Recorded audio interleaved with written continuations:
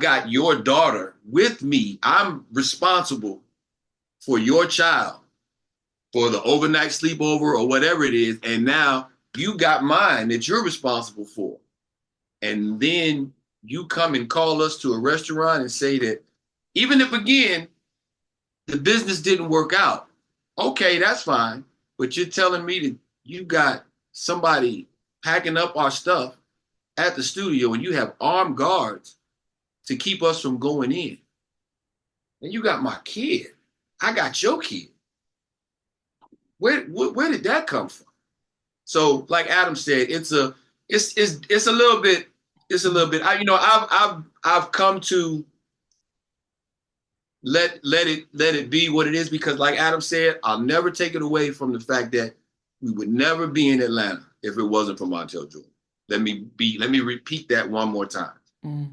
We would not be in Atlanta doing what we're doing if Montell Jordan would not have taken a chance and brought us down here to do right there.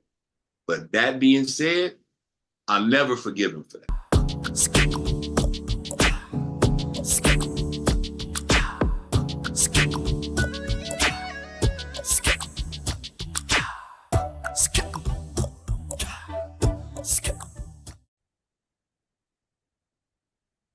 Yeah, yeah, yeah. Not, man. Yes, yeah. Okay, well, I guess we can start. Definitely good to be able to meet you guys. Platinum Brothers, hip hop and R&B production duo, out of Atlanta, well, out of Georgia. I'm not. We'll get into where you guys are born and raised and stuff. But because we've got an international audience, it'd be always great to start off with both of you to tell us where you were born and raised. Give me 1 second, man. Okay. Yeah, yeah. So where were you guys both? Well, I probably could start with you, Adam, and then to talk to Mike. Where were you born and raised? I grew up in the DMV, Maryland, DC, Virginia area. Um, I came to Atlanta in like 2000. I went to college at Hampton University, the real HU. But yeah, I grew up in the DMV, Washington Commanders, winning the Super Bowl this year. So that's why I was born there. I grew up at. My mom actually still lives there in Silver Spring, so I still go back there a lot. I still have a lot of family there. But the DMV was real good for me, man, with the sound of music and everything like that. Yeah. And before I get to you, Mike, I mean, what was it? I mean, I do remember, because I went to college in Selma, Alabama before then moved to Milwaukee, to finish university. But what I knew about DC is they had go-go, which a lot Yeah, of West Coast producers in the 80s and 90s emulated. So they didn't really do the New Jack from New York. They did the DC go-go. Growing up in DC, what was the music influence for you? I mean, it was Chuck Brown, Rare Essence, EU, Trouble Funk. Go-go was a big part of just, because that was really like our culture there. A lot of it, growing up. And then kind of, I would say, I got into hip hop. I want to say the first hip hop I heard was Houdini, Dougie Fresh, Slick Rick, and it kind of grew to Eric B. and Rakim, EPMD, and it just took off from there. But go-go was definitely the first thing that was kind of a big influence because it was our culture there in the city, the live performances, replaying the songs that were out. And it was just real and raw. That's what was so good about it. And it's the live instrumentation is kind of what gives you that feel. But it was real good, man. It's been a big influence in music. I don't even think it really gets the credit that it probably should get in the music landscape, that it's, the impact that it's had. Yeah, and I can only say that because the when I've interviewed um New York, so New York, West Coast producers like Chucky Booker, D. Levant, Mike C, um, portraitors, Michael, when I've interviewed them, a lot of their influence came from the from DC. Even when I interviewed the Good Girls, they said no, we didn't do New Jack Swing, we were doing go-go. Um, but then uh, coming from DC, what was it when go-go was? And I always remember EU and doing the butts and school days. But how did then New Jack Swing when that started to pop? Did it seem like it was similar, or did it seem like it was two different types of music? You can hear the influence, and I think but it was, and that may be because I was just developing my ear for music, so I could just hear things a little bit different. I don't know if the common customer or the regular listener was hearing it like that, but you could definitely hear, the influence. And also, like I said, Teddy Riley was a big influence for me, going to school in Virginia. And of course, all the stuff he did that people probably don't even know that he's, done was a big influence for me, just sonically, just hearing how he put things together and was able to be super creative. Okay. Okay. Now, Mike, what about yourself? Where were you born and raised? I was born in Chicago, man, West Side Chicago. Okay. Um, Yes, sir. what it, you know, Yeah, it, All day. All day. Yeah, all day.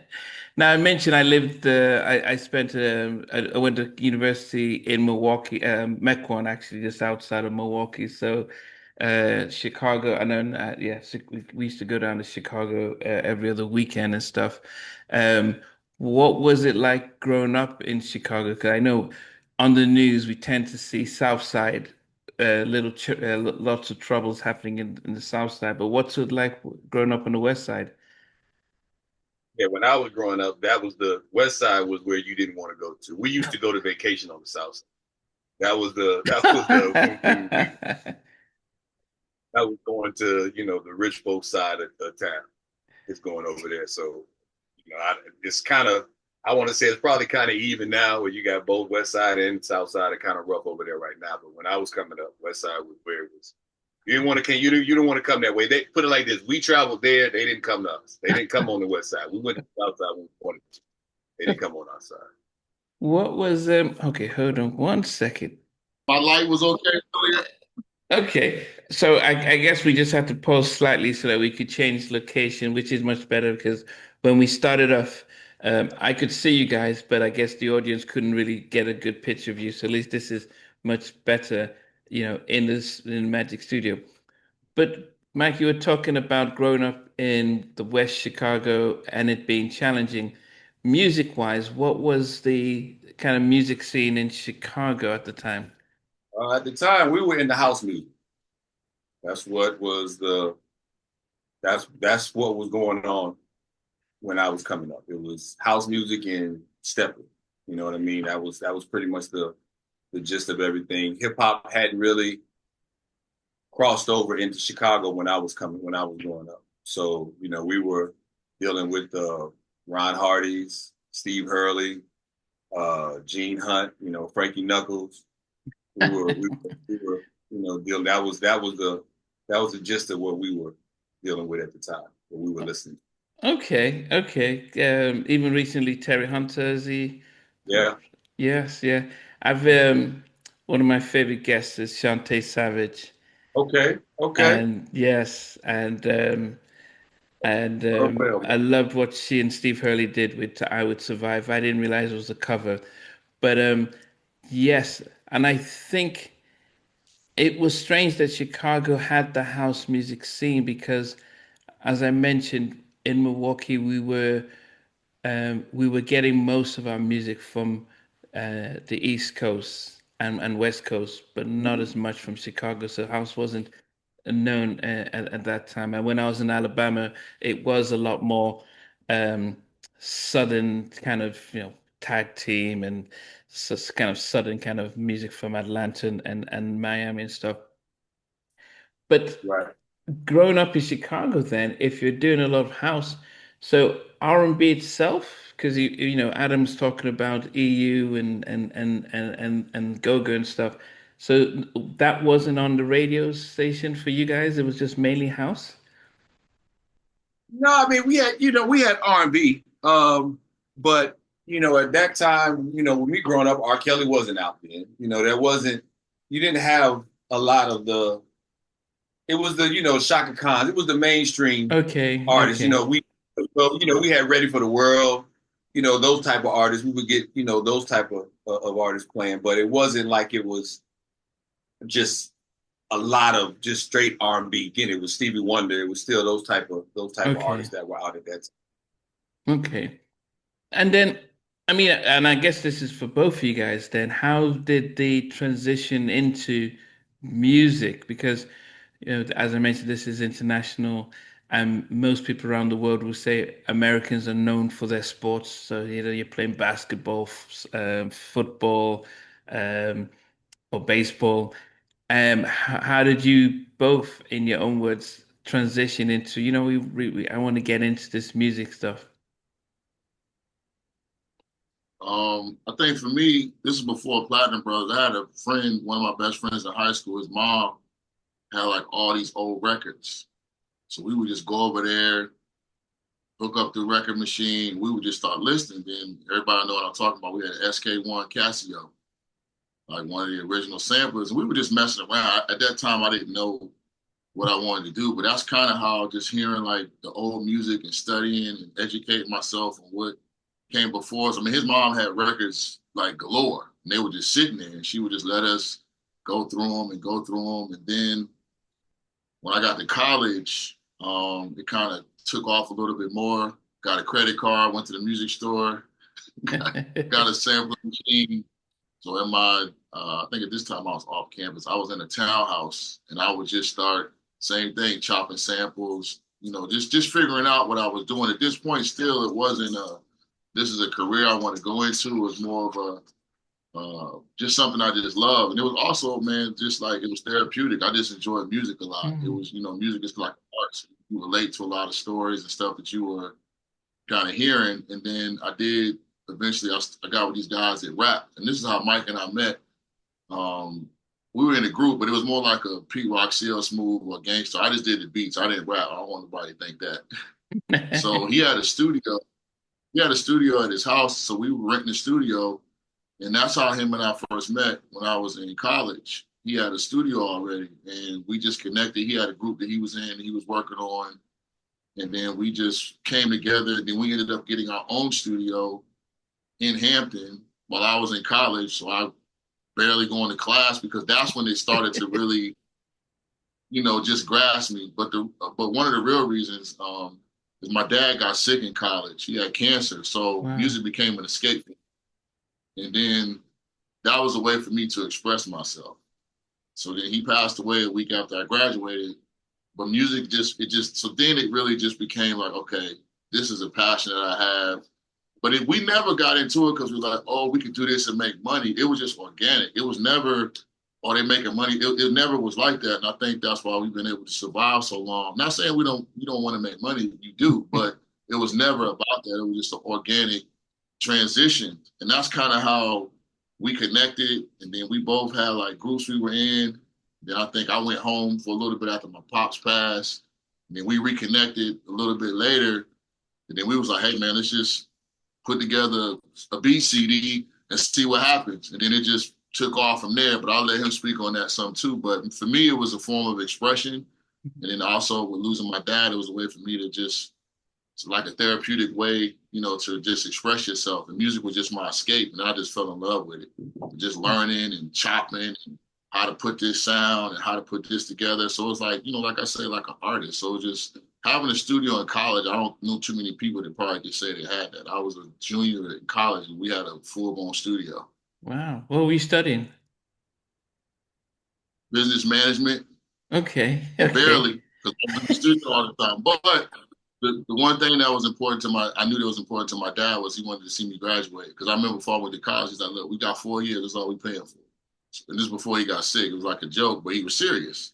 So my last year, man, I was all over the place, and I was fortunate to have some teachers that let me redo some work and work with me. So I did graduate in 4 years. So he was able to see me graduate. Then a week later, he, went on. But that was important for me. But once I got into the music, man, I was barely going to class. I was doing just enough to get by. All the stuff we tell our kids not to do. But I had a passion and a drive for the music. At that point, I knew, okay, this is what I want to do. I didn't know what, but I knew Yeah. this was going to be I go and try to make money right now.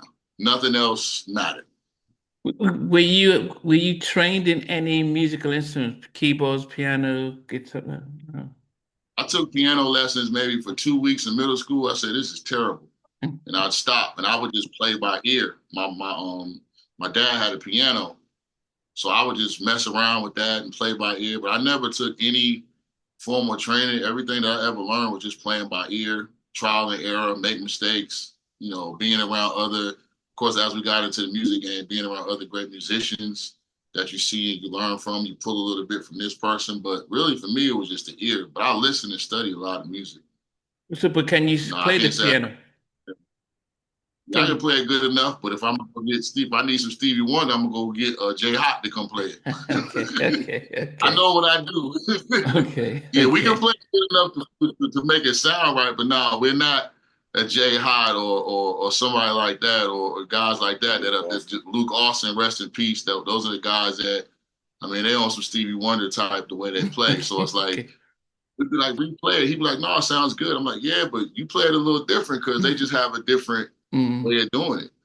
It's just amazing to watch them do that. And then when you add what they do to what we do, it's just how we come out with, great product. And I always respect music. I don't look at them as musicians. They're producers to me. I know that's how people look at stuff, but you have an impact on the record, you're a producer. I don't look at, he just played his bass line. Nah, because the bass line may have been what made the record go over the top. Yeah. No, definitely. What about yourself, Always Mike? try to give. Man, with me, I played while I was in high school. I played in All City Jazz Band. I played saxophone. And then I actually was a music major. I started out at DePaul University as a music major. And like I said, I started at DePaul University. He finished at DePaul University. I started at DePaul University. But for me, I was also a DJ. I've been DJing for a long time. House parties and just in that whole DJ circle when I was coming up. And I started DJing in school, in college, and doing a lot of the frat parties and things like that. And kind of like with Adam, I was doing that more than I was paying attention to school and getting things done. But then it became where at that time we didn't have everything that was all based on the computer, where you had the songs in iTunes or Serato or anything like that. We were carrying crates of records and everything, equipment, turntables, the 1200s, the speakers, the whole nine. And I got involved with a couple of guys that were making house records. Like I said, Gene Hunt was one of them. He was a really, really influential person for me. Him, another friend of mine named Celestino Shin, Cel Shin.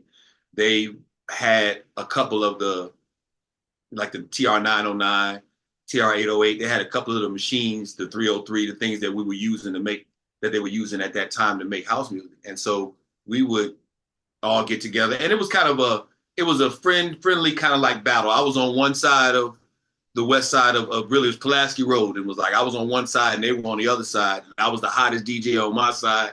They were the hottest DJ on their side, but then we ended up linking together and I started learning from them on how to produce. And what we started doing was we were making our own tracks. And again, this is kind of dating us way back.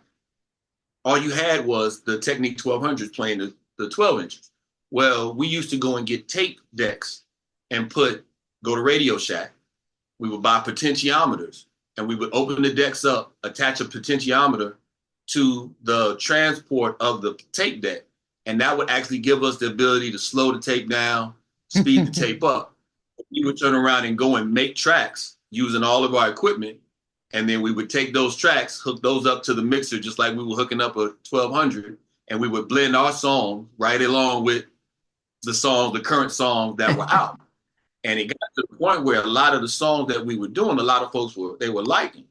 And it just kind of flipped to me that I saw that it was more attention and a lot easier to make the records than it was to DJ and spin records. I didn't have to carry crates and crates and crates and do all of that kind of stuff. You know what I mean? So that kind of got me into that mode. And again, with things not going the way that I really needed them to go at DePaul, I went to the Air Force. I left and I went to the Air Force. And once I got to the Air Force, that's where I was able to kind of start purchasing equipment. And that's kind of what really started me off into doing a lot of production work. When my first duty station was in Hawaii, and I met a friend of mine named Mike Kaysen, and me and him, he came in with about the same amount of equipment that I came in with, and we were able to kind of like move everything around to where they gave us a dorm room together. So we had all of our equipment all in one room, and we were able to just start making records, man. And then we, not to ramble, but we ended up meeting a guy named Gerald Hill, who he had the only Black major recording studio in Hawaii. And he kind of took us in. We were on a small scale, but he was on the Atari 24 track. I mean, he had the whole, at that time, it wasn't Pro Tools. It was, Adam, do me a favor, outside there's the power cable. Look at the power cable outside. They had, it was Performer. It wasn't Pro Tools at all, Sound Tools. And so he was teaching us all of the stuff that was currently out at that time. And we did the come clean the studio, and after we cleaned the studio, then he might let us listen to a couple of things. And then it got to the point where he would actually have us be able to do sessions with him, to the point where then we could go in and we could do our own sessions. And to kind of pull it full circle, once I left there, give me 1 second. No, you good. Yeah. So we were leaving, but I met Gerald. He taught us the things that we needed to learn from the standpoint of a professional studio. Well, then once I left Hawaii, I got stationed in Hampton, Virginia, which is what brings Adam into the picture, because at that time, the studio, I had, equipment that I had gathered from when I was out there in Hawaii. And so when I got there, I converted the garage. I converted my garage into a studio. And then that's where he started coming in and renting out the studio for sessions. And then we linked up, and man, I was paying for studio time, dog. College student, I ain't have money. No, I actually had a job. I worked at the post office at 3:00 in the morning to make money to pay for the studio time. Now, that didn't last long because it just got too much for school, but that's how I was getting money early on in college. I worked at the post office at 3:00 in the morning until like 11. Then we'll go to class and then go to the studio. But at this time, were you just being, so I mean, Mike, you set up a studio. Was it to charge people to come and use it, or was it to create music to be on the radio, or was it just a hobby? Well, it was more. It was to create music. It was to create music and to get music to go on the radio. Because at that time, like Adam said, he was dealing with a couple of people in a group, and then I actually had a couple of guys. My friend Wally and my friend Cedric. We had a group called Ex-Military, and these guys were actually with me when I was in Hawaii, and they decided that once I left and came to Hampton, about maybe 6 months later, they packed up and they moved out to Hampton also. So when they came out, then it was more of it wasn't really a thing of getting people to come in and pay for studio time. It was just more so, this is an area now we can work on the things that we needed to work on. And we worked, man. I mean, it was what it was, you know what I mean? At that time, we did the Apollo. I mean, we put our work in. We were constantly. We would go to New York on the fly. We would drive to New York if there was a chance that we could meet with executive at a label. I mean, at one particular time, I remember, and this was actually after Adam had really stopped paying for the studio and became a part of everything that was going on. We rode up there. Who do we go see? Londell McMillan, I think it was. I can't remember who the guy was, but we drove all the way to New York for a meeting that probably lasted about 15 minutes. And then coming back down, we got another phone call about coming to Atlanta to meet Keith Sweat, or it was a guy that was doing some work for Keith Sweat. So it was an opportunity to maybe get some production work. So two of the guys from ex-military, they ended up going back to Virginia. Me and Adam came on down to Atlanta from New York to meet them and talk to them about it. So it was just a hustle game, man. At that, there was no telling us no, and there was nothing too big or too far to chance to any chances to take. There wasn't anything too big that we wouldn't do because we were that dedicated to the music. We were that dedicated to the music game. But were you guys looking at, I mean, which production people were you looking at and thinking we could emulate? I mean, not musically, but just like, was it like a partnership, like we'll work together? Or was it like you'd work separately? And how were you guys set up and who were you looking at? Well, like Adam said, Teddy Riley was really he was the main guy for me too. That was one of the people that I looked at as being one of the, top tier producers out there. Dr. Dre was that whole West Coast scene that was going on was really influential. And as far as the production from us, it's always been a togetherness type thing, depending upon, I may come up with some ideas and then he kind of comes in off of there and we build, or vice versa. He comes in with some ideas and I add to it and we just come together and make it. So it really has never been you do what you do, then I do what I do, and then we come together. Now, we've always tried to keep it, as a partnership. Well, part of it also too, like me being from the East Coast, some of my influences were Eric Sherman. I'm gonna say influences, not I was trying to be them, but people that Eric Sherman, Pete Rock, of course. Might get in trouble for saying this, but R. Kelly, of course. I mean, you can't take away from his talent. Yeah, no, definitely. Yeah. It is what it is, man. Dude is incredibly talented. And there were others, but those are the DJ Premier, of course, was another one for me.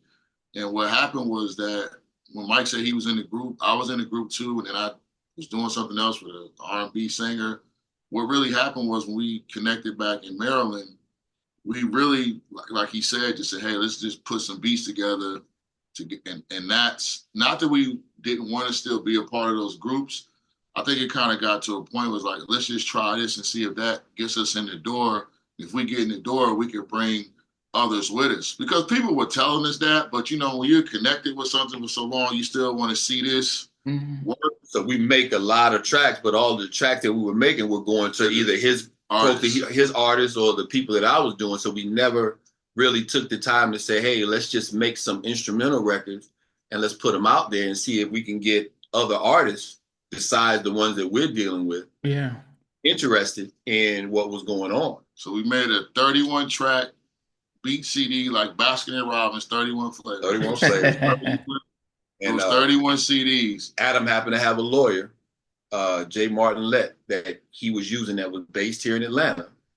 And we put together that CD and we sent it to him. And he had a friend of his named Brian.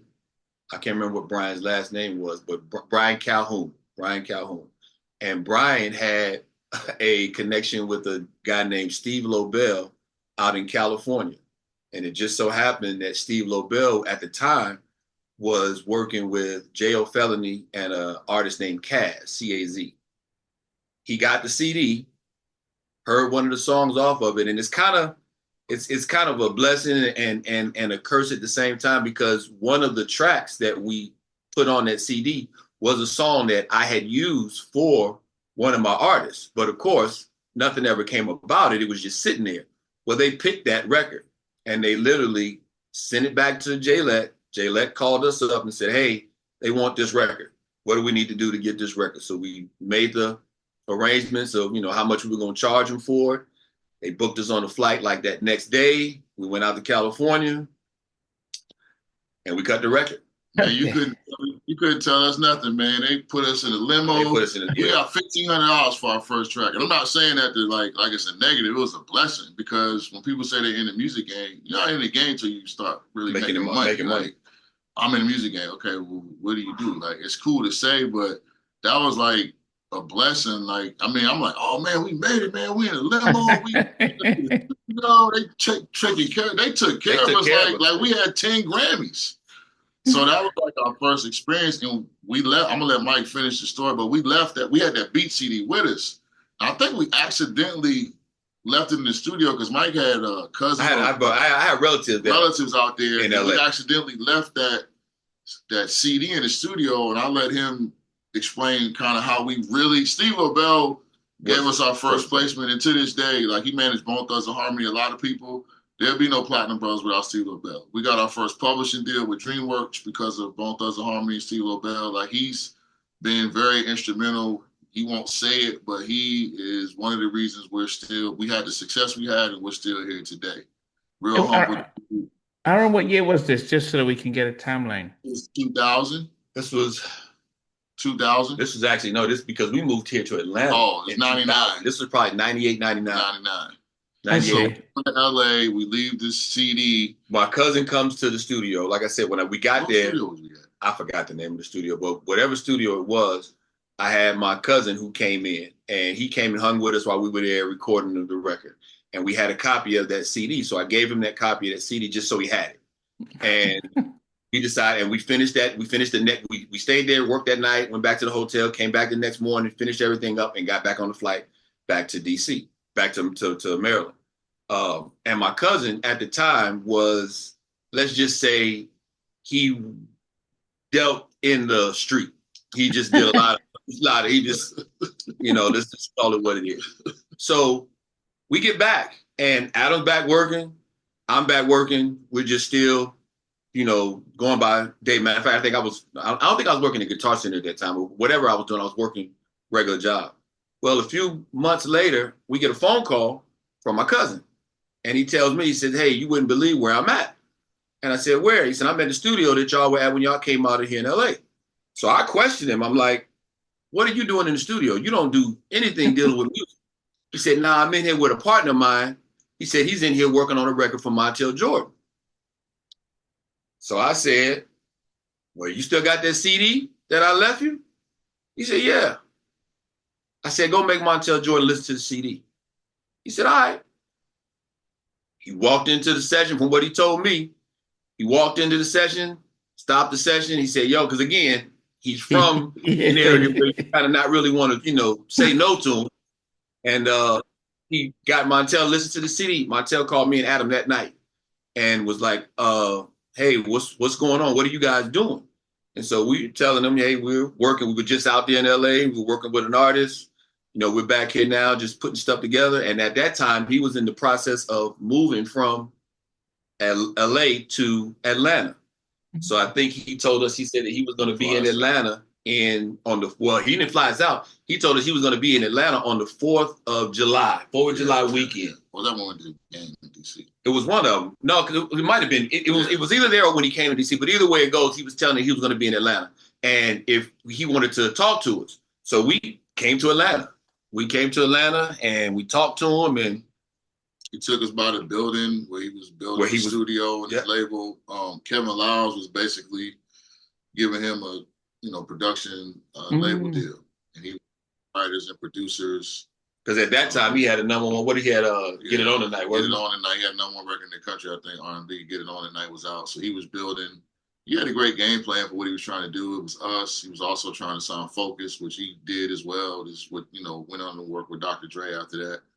So he had a game plan of what he was trying to do, and we came down, we visited, and we took us out. We talked, and basically while we were still here, he basically called us and said he wanted to sign us to his production deal with Def Jam, and that was really that's what got us to Atlanta. That's what got us to Atlanta. That's what got us to Atlanta. I got that job so fast when I got that call. I don't even know if I could give him a 2-week notice. I think it's frozen. Sacrifice. You feel like you got a chance. Like, it doesn't mean you on, but you got a foot in the door. That's all you have to. You just want an opportunity. So we took the opportunity. We got U-Haul. I remember moved my Mike's family. 4-year-old daughter rolled down with us in a U-Haul. We Because at that time, Adam wasn't married at that time, but yet. I was married and I had a 4-year-old daughter. So we moved everybody. We had no idea about Atlanta. Nothing. We had nothing. The only time we had been to Atlanta was the time that we came down to see on that New York trip where we came down. We stayed a couple of days, figured that out, and we went back. So we knew nothing about the South. We knew nothing about it. So we did the deal. We signed this. We got an advance, getting a monthly stipend. So I'm gonna be honest, like we were in a good space at that time. Like we had a studio, we had full access. We were able to, like I said, have an advance to move. We were getting paid to do music full time, which is ultimately, what you're hoping to do. So we met a lot of people. And that's kind of what really sustained us too. What sustained us after, we'll get into what happened with that. But after that went left, we met a lot of people that really just we connected with. So once that didn't go well, we were able to go do a lot of things. And like I said, once we signed, Focus ended up coming over. So we both were in that studio, had our own rooms, and we were just creating records, for a lot of Def Jam artists, stuff he was working on, different writers, meeting writers, because we had never really worked with a lot of the writers that he was bringing in. They were dope writers though. So they were signed. They were signed, right? They were writers that had, they records had records out. They had a publishing deal. So again, we were learning. We didn't have any of that. We didn't know any of that side of the business. So it was the writers that we were using were the writers that we knew, and there's a difference between the writers that you know and the writers that do this thing professionally. Let's make that be clear. When you start dealing with writers that do this on a regular basis and are, actually cutting records and records that you're hearing on the radio, it's different. I'm not saying anything bad about writers that don't have that experience, but it's just like anything else, man. When you are doing it constantly over and over and over and over again, you're just going to have a little bit more experience than that writer that's not doing it. And you can tell the difference between, we couldn't at first, but once we started getting into that scene of those writers, we could definitely see the difference in how they were putting songs together, how they were coming up with melodies, how they were, just, singing harmonies and things like that. So it was a enlightening experience for us because we were just used to things on the production side, not so much things on the writing side. So when we kind of saw how that worked, then it kind of elevated our production a little bit more too. Did you guys ever get into writing the lyrics, or was it really just staying with the writing the music? At that time, we were doing more production. Now we do a little bit more writing. Now we kind of step in and do a little bit more melody, composing and writing now. And we've been doing that too for a while. Definitely vocal production. But it was, again, we were new, man. We didn't know. We weren't gonna step on no toes. We weren't gonna step on nobody's toes. Happy to be in the ring. We was happy to be in the room. Did you still have a lawyer to talk you through the contracts and stuff, or how did that situation? To this day. No, so when you go ahead. We first signed. We did. Jay Lett actually caught something in that contract that if we didn't have Jay Lett, that relationship probably wouldn't have started off on a good note. Yeah. And I'm not. Again, I understand business now, so I have a different perspective at this stage of my career. Back then, I may say, "Well, somebody's trying to get over," which I would never try to do something like that. But it is business. If I can get an advantage, I'm gonna get an advantage because I'm putting I don't get out like that, but I'm not mad because I understand the business. So if he didn't catch something, it would have been bad. He caught it. So having an attorney, and what I liked about Jay is that he didn't just say, "Oh, I'm gonna do the contract." He would explain to us that would help us gain knowledge and understand the business. I didn't know what publishing was or what splits and masters and perpetuity.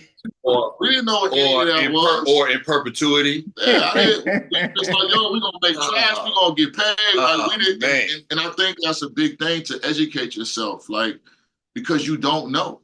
And if you don't know and you're with the wrong people, they will take it. They're going to get you. So I think we were fortunate that Jay, was in our life because he not only, like I said, was our attorney, but he educated us while we went through the process. where, okay, I'm doing this, but guys, this is why this is like this. This is why this is this. This is why this. So we were educating and understanding ourselves because we didn't know. I didn't know about taxes with a business when we first got on. Wow. And I paid for that when we first got on.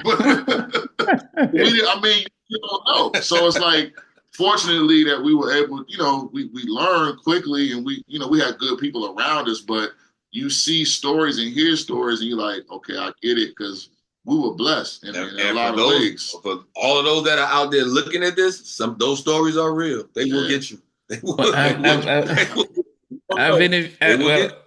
I've interviewed Timmy Gatlin, and so he talks about the legendary Gene Griffin coming with contracts, and he looked at it and says, "Wait a minute, no comment. What do you mean perpetuity? You're going to take it forever?" And he refused to sign, and he was moved out of the group he started, and so yes, I've everyone from that's a hell of a word, man. So yeah, but he's the only one that owns. Well, he's the only one that owns publishing on the guy stuff because he didn't sign the contract. So and Vogue, they've all spoken about it. So everyone, and even Cut Close, Tabitha talks about they signed a 7 album deal, and so they're publishing for $1. Because when you're fresh and you're trying to get in, even the lawyer that you get is tied to the label. So they're like, yeah, here's the lawyer. And the lawyer's like tied to the label and says, yeah, it's standard. It's a standard contract. And you sign away. You almost need a lawyer to watch the lawyer. Yeah. You almost need a lawyer to watch that lawyer. And that is definitely what they said. And I think, although it might seem different from producers compared to artists, I think they really get the artists more. How did you guys meet your lawyer and form that trust? Because sometimes the lawyers would be afraid to expose the label because they would then put pressure. We're not going to work with your other people if you don't favor us, the label. I'm gonna be honest. I had a mutual friend, but I can't recall the name, that knew J Lac. And I just called him. I think at that time I had a artist I was working with. We were called Soul Child before the Soul Child that came out. True story. And we had some opportunities. No, it's a true story. True story. We had some opportunities. He was a singer. I just did the beats. It was like a P Rock CL Smooth, but on an R&B vibe. So I just did the production. J Lac, we had some opportunities that came up, and J Lac was just doing the contract stuff, and then, so we kind of met, after Mike and I had done it. But I can't remember who we met, how I connected with J Lac, but it was a mutual friend, I think maybe from where I was from, that knew him, and then we just connected because Jay was just honest, man. Like, he did a lot of stuff for So Def at that time, so he already was in the game, but he was just always. We talked to different lawyers, but it was just a connection with him. Like, I didn't feel like he was trying to get over. And I think that's one thing that when you find somebody like that, you got to rock with them. Like, we have some stuff coming up now. We hadn't probably worked with Jay in 5 years because we were just doing other stuff. Boom, man, we call it Jay Lac. We ain't fooling with nobody else. We don't trust. I don't know what you do. I don't trust. So the biggest thing was just a trust factor. And when you're trying to educate us on the game and not get over, that was the biggest thing I took from him, because now I feel like we know contracts, we know management, we know all those things in business that if you don't know, unfortunately, you're going to be in a bad situation. So Jay was very instrumental in our success. He was instrumental in just teaching us the business, the publishing deals, producer fees, royalty, everything. Because we didn't know nothing. I ain't know nothing about ASCAP, BMI, CSAC, nothing. You just think you go make records, they just give me a check and we just go to the bank and so once buy a car and keep moving. Once we kind of learned the business, it actually helped us. I think just understanding the business helps you just overall understand how you need to move. And sometimes you got to tell people no. It's not always popular, but you got to stand on what you believe in. And they might not agree with it, but that's something we've always done. And it might rub people the wrong way, but that's okay. I'm not going to let you just do whatever you want to do because you feel like you want to just do whatever you want to do. We've never been about that. No, we're going to do business. And I understand if you bring a relationship to the table, you're going to be compensated. I get that. We don't care about none of that. Yeah. But you're Yeah. not just going to get it. And I think it's a difference when you think of those who have a manager who they just say, yeah, you handle the business. So Teddy Riley would be getting, 100,000 per track, but Gene would just give him 1,500 and a CD player. And he's like, well, that's great. But then Gene, generated over $30 million in the 80s, in the 2 years that he managed Teddy. And Teddy probably saw maybe 100,000 over that time. And so it just shows that because he was so focused on creating the music, he thought he had somebody looking after him. And I guess, for you guys not having a manager, but having to do it yourself meant that you learned early, which it's been very We got rare. managers. Oh, we had We had managers managers eventually, but Yeah. early on we did it. Once we kind of got more established, we did. But we were always involved. It wasn't just like, hey, you guys go do it. And at that point, we kind of We knew the game. what the game was. So it wasn't like a manager was going to come in and be like, hey, we about to make $30,000 on this track. You turn around and give us 1,000 and you walk away with 29. Nah, cuz that's not how we do it. And I will say this, like, paperwork, I know everybody doesn't like it, but it eliminates a lot if it's done right. You're not going to always agree on every point. And that's kind of when I know the deal is making sense. Okay, we might not like this, you might not like this. Let's come together. But like you said, at this point, we had kind of had some success. Like when we did our first pub deal, we didn't have a manager. Now, after that, we did, but we kind of did that with Jay Lett and kind of Steve LaBelle. Steve LaBelle wasn't officially our manager, but he was putting us on a lot of stuff. He was playing the manager role. We didn't have official stuff with him, but whatever he got us, hey, let's do business, let's make it happen. So, but after that, we did have contracts with managers later on that did help us. And, but it was, at that point, we learned so much. It wasn't going to be we just going to do whatever you say we do. We're going to work together, but we understand the business now. And not even saying that they were trying to do anything. But we also understand that you work for us. Right. You know what I mean? That's you. At the end of the day, you can make suggestions. You can say, well, y'all might not want to do this, or y'all not going to. No, you work for us. So we, again, having some of the experience that we have, if we want to put our neck out there and do this particular deal, then we need you to go make the deal. That's all we need you to do. Make the deal, get your 15%, and let's go on to the next project, What was it like when you first saw Montell Jordan, 6'9", and he's done this how you do it, and you're actually seen a master celebrity?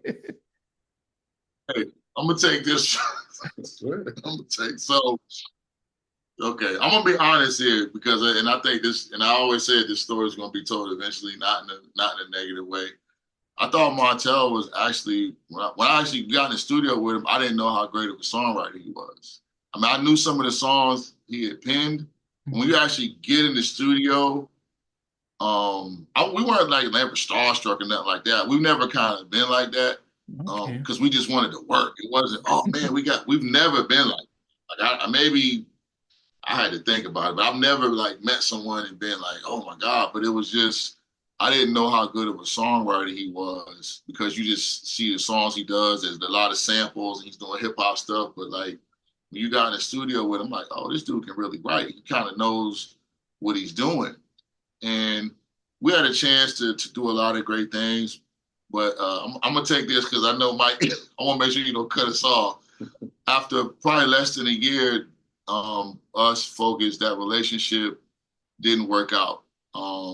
And I'll give why I think it was. Montell was working on the album, and he didn't see eye to eye with Def Jam and the vision they kind of wanted him to do, which is kind of to get it on tonight. This is how we do it. Kind of that same, hip hop vibe. Kind of wanted to go in a little different direction, and they didn't see eye to eye. If you remember, his next album never came out in the U.S. And I learned early on that at that time, the labels had the power. If they wasn't gonna push the button or be with you, man, you could get canned in a minute. It's a little different today because how the game is, but back then, I learned that right. I was like, yeah, this dude had no more record. Now they just saying Kid rocks. I was like, wow. So what happened was, it was going left with him and Def Jam. And I think Def Jam was probably like, okay, it's going to go left. We're going to cut this money off on this production deal. And I'm going to always give Montell props for signing us and putting us in the game. Even though C. LaBelle was our first placement, this was our first introduction to working with major Def Jam and working with major writers and meeting people and stuff like that. But the way he went about exiting our relationship just wasn't stand up. And, you know, we've never kind of talked about this. I was kind of waiting for the right situation. And I'm not saying this to be negative. I'm cool, man. I'm blessed. Like we went on and did things that we were blessed to achieve. But and Mike has a different relationship because their daughters went to school together. Okay. Right. So in full story, I got married and his assistant came to my wedding. And the next week, our stuff was on the street in the parking lot of the studio. And we're here in Atlanta, yes. So we basically go have a dinner at a restaurant called Po Folks. So anybody who in here in Atlanta that knows, I'm gonna calm them down, man. I'm gonna calm them down. They know about the Po Folks restaurant. So they had us, and on La Vista Road. Po Folks on the Vista Road. It's called something else, and I think it's like Godfellas. It's probably something different now, but so we go meet with him, and he basically says, and I kind of knew something was going on because I knew what was going on with Def Jam, but he wasn't gonna tell us, oh, Def Jam's getting ready to whoop-de-whoop, so it's like I gotta come up with something. So basically he said, and I'll let Mike add on to it, like, hey, this isn't working. We're gonna have to, stop the contract. Now, while we're doing this, he has people at the studio putting our stuff on the street, our equipment, our records. This is a 100% true story. He has them packing up. He has putting it on the street. And I'm like, I don't know why he's doing that because we've never had a violent, or interaction like that or whatever. Well, maybe you're just assuming that, of course, but that just pissed me off even more. But as Adam has said, we didn't have time. So we get back to the studio, our stuff's in the street. And there's guards. Can't let us go back in the studio. Security guards are at the front door to keep us from going back in the studio. There's 3 people that helped us come get our stuff. And I think I'm going to get these names right. Jason Weaver, Scooter Braun, Andre Person. Because at that time, that was our crew. Wait, not Scooter. We were doing records with not Scooter. With Justin Bieber. Yep. Yeah. What? Yeah. That's him. Yeah. He was doing parties, and he was doing Jason Weaver. At that point in time, he was king of the parties. Yeah. He was doing a party scene. Him and Jason Weaver were really close, and we were already working. Jason Weaver, American Dream, the singer-actor Jason Weaver? Singer-actor Jason Weaver. Because he was very close with Focus, so they were working on records, and then we started working with him, so we was always at the studio where Scooter would be with him. So at that time when we were here, we had the studio in Montell's place, but me and Adam had a separate apartment, but we had an apartment that was out in it and where we lived at, and I had a studio set up in the living room of there, or the room of there. And it would be nothing that Scooter would come over, it'd be Scooter over there, it would be Jason. We were tight, we were tight. We were doing a lot. So when all of this happened. Yeah. And Andre Person used to do like management for NSYNC. He ran Justin Timberlake's label. We're still cool to this day. Yeah. We actually talked the other day. So that when we got put out, and I just went into, okay, what do we got to do? It was a little bit more personal. It was personal for me because, again, they went to school together. Our kids grew up together. My daughter at the time was 4 years old. We didn't have a school to put my daughter in. And there was a private school that was not far from where we had moved at. Again, we didn't know nothing about Atlanta. So they lived where we live at now in Conyers, Georgia. That's where they lived at. So, of course, that's where we came and found an apartment to live at. Panola Road. And they happened to have a school that his daughter was going to. Well, it was a private school, so you was a waiting list to get in, the whole 9 yards. Well, because it's Montell Jordan, they went in, his wife went in and made a little, talk to him for a little while, and boom, there you go, we got in. And so now my daughter and his daughter are going, my daughter, his daughter, and then he had an assistant named Brad Williams. He had a daughter also. All 3 of them were the same age. And so they all were together. And it was a thing of, if the girls weren't at my house, they were at his house. That's kind of how that relationship ended up being. So I've got your daughter with me. I'm responsible for your child, for the overnight sleepover or whatever it is. And now you got mine that you're responsible for. And then you come and call us to a restaurant and say that even if, again, the business didn't work out, okay, that's fine. But you're telling me that you got somebody packing up our stuff at the studio and you have armed guards to keep us from going in. And you got my kid. I got your kid. Where did that come from? So, like Adam said, it's a little bit. I've come to let it be what it is, because, like Adam said, I'll never take it away from the fact that we would never be in Atlanta if it wasn't for Montell Jordan. Let me repeat that one more time. We would not be in Atlanta doing what we're doing if Montell Jordan would not have taken a chance and brought us down here to do right there. But that being said, I'll never forgive him for that.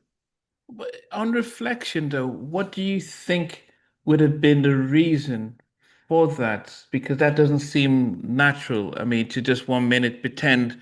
What would I mean, you've got time. It's happened almost 20 years ago. What do you think could have been his reasoning? I don't know the reason for why he did it that way. I know the reason for why he was dissolving like the business, because Def Jam was going to cut off the money. Yeah. So, and if you notice like that, his album went overseas and he was pretty much done as an artist. I understood that point, and I would rather you be honest.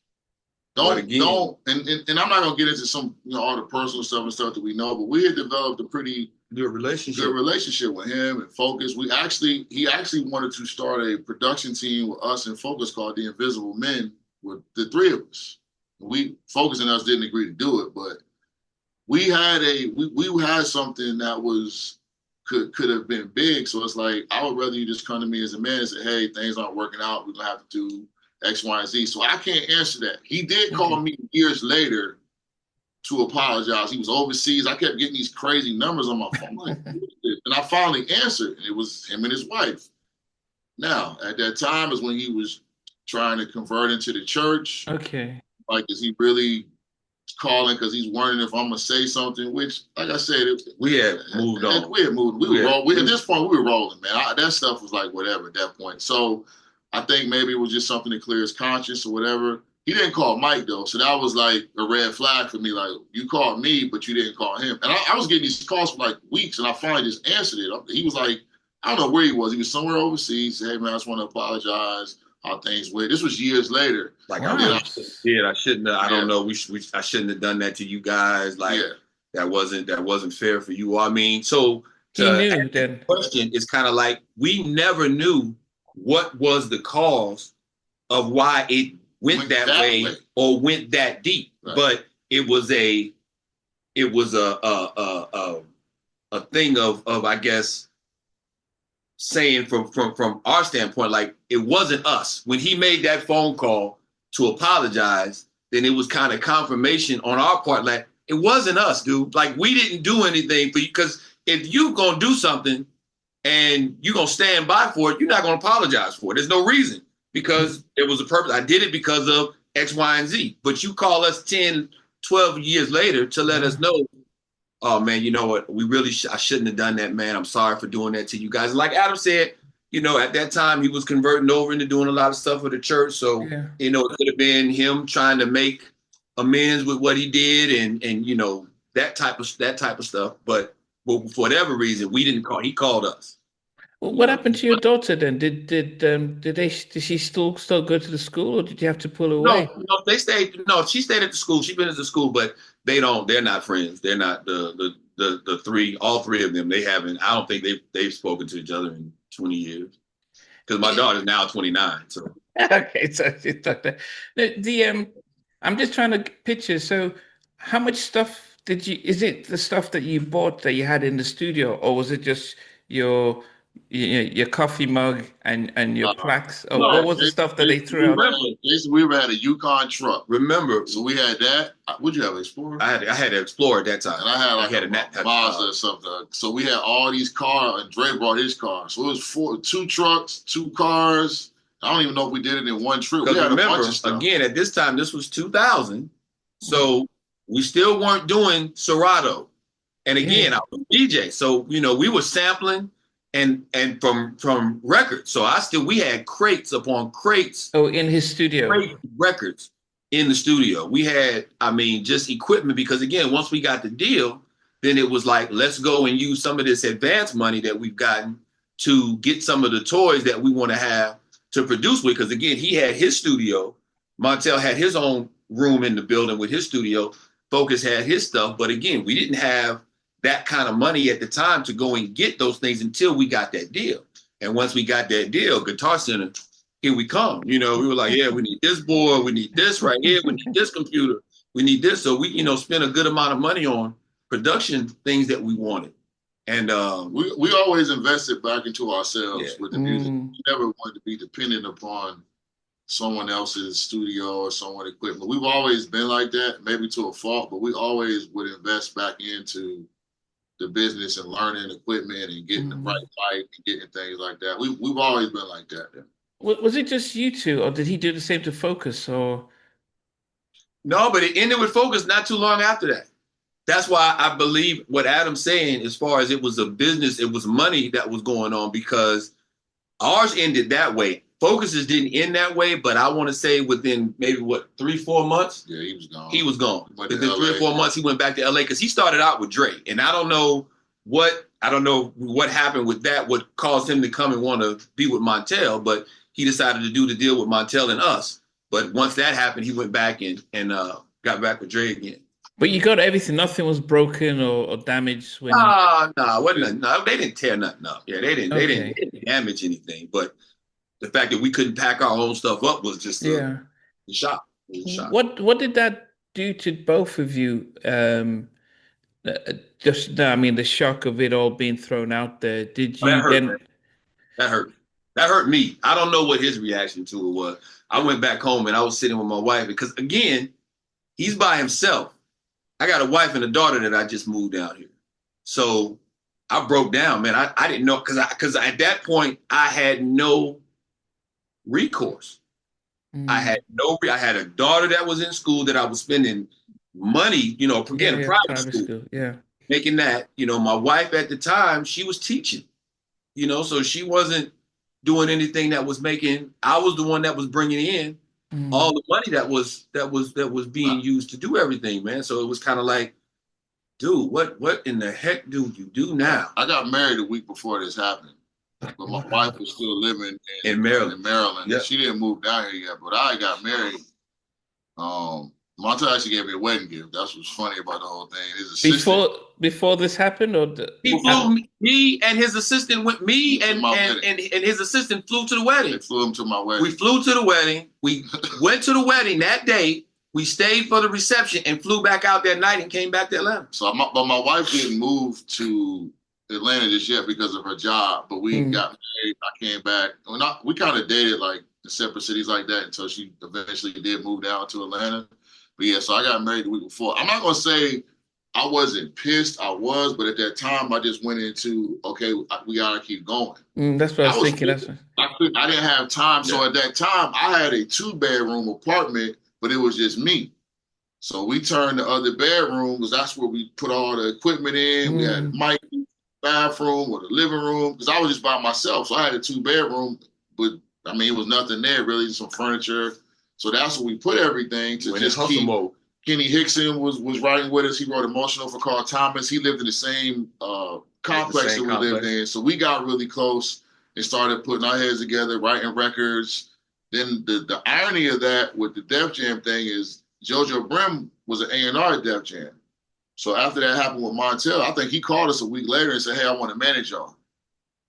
And that's he got us a Christina Aguilera remix, a couple other things that kind of kept us afloat. And then the biggest thing that really helped us out was LaRonda Sutton, who at the time, she was the VP of publishing for LaFace, for Edmonds Music Publishing, Babyface Music Publishing. I worked there on Third Story I worked at Edmonds in also Third Story. Yeah. And we met her, and at the same time, she had a writer named Elise, who it's just a crazy story, man. Elise was writing records. So she came over and was writing records with us while we were still with Montell. And she had a young artist or young girl at the time that was demoing. Well, that girl wasn't really 17, 18 years old. So the parents were cool with her coming to the studio, but they wanted a chaperone. So at that time, Ethiopia Haberman was a runner. Shit, that's all she was. She was just a runner for LaRonda. So she would get the girl, she would bring the girl up to the studio. The girl would sit there with us, with Elise. We would write the record, we sing the record, and then she would take the girl back to her home. Well, fast forward, after all of this is over with, we still had a connection with LaRonda. LaRonda got us a Jeep Liberty commercial with Eric Benet. The very first Jeep Liberty, when it first came out, the first Black commercial that was done was with Eric Benet, and we did the music. We scored the music for it, and LaRonda got us that play. Big check. Thank you, LaRonda. Yeah, that play was like that helped us, LaRonda. $30,000 to $40,000 for that play. Wow. So now we could keep moving. You know, now it was like, okay, we can still move around with the stuff that JoJo was bringing for us, and now with her bringing that right there, we were able to kind of get to keep moving. For me, with LaRonda and like with JoJo, it was just affirmation that, okay, we belonged. Yeah. You're still we hadn't gotten to that, level we got to, so you still like, man, we, good enough. It's just natural. It's just human nature. So when you got, at that time, JoJo was doing Case, he was doing everything, LaRonda was doing what she's doing. So for them to take time and say, hey, I want to rock with these guys, that let us know that, okay, we belong, and we just got to keep working, because this stuff is so unpredictable, man. You don't know how we got on. We leave the CD in LA. Like, I'm not saying we wouldn't have gotten on, but there's no formula to say, oh, if you do this, you're going to get a record deal. If you do this, it doesn't work like that. So I don't remember who connected us, but we ended up going to LA. Well, no, Cannabis, the rapper. Cannabis, yeah. Some records with him when we were signed to Montell. Nobody knew that he was working. He was like, hey, man, just keep it under wraps. So he was working on a project, and he went to LA, and the guys that he was working with wanted to bring us to LA and work. We ended up staying in LA for a year. Wow. So we went to LA to work on Cannabis, but at that same studio, Mark Sparks was just doing the Sunshine Anderson Heard It All Before album. Mike said he knew him. So he heard what we were doing, and Mark was in the process of getting a deal with Universal. Because he was at that time working with Anthony Hamilton. Anthony Hamilton was his artist first. He was on Soulworks. That was the name of the label that he had Sunshine Anderson on, was Soulworks. But he had Anthony Hamilton. He let us hear like the album that really never came out, with his first album, which was, we knew he was out of here. I mean, Anthony Hamilton is just incredible. Yeah. So when we got down to LA to do the Cannabis, was it Mama Joe's studio? Mama Joe's studio. Mark was actually working on Sunshine, and he an artist. He heard some stuff. He's like, yo, man, I'm about to do a deal. I need to stay in LA. I'm like, stay in LA. I'm like, go home, man. Your wife and kids. But he said, no problem. He said, y'all go back. Give me a second. He said, give me a minute. He said, I'm putting together a deal. He said, I'm gonna get you guys back out here. He said, but when I call y'all, I need y'all to be ready to go.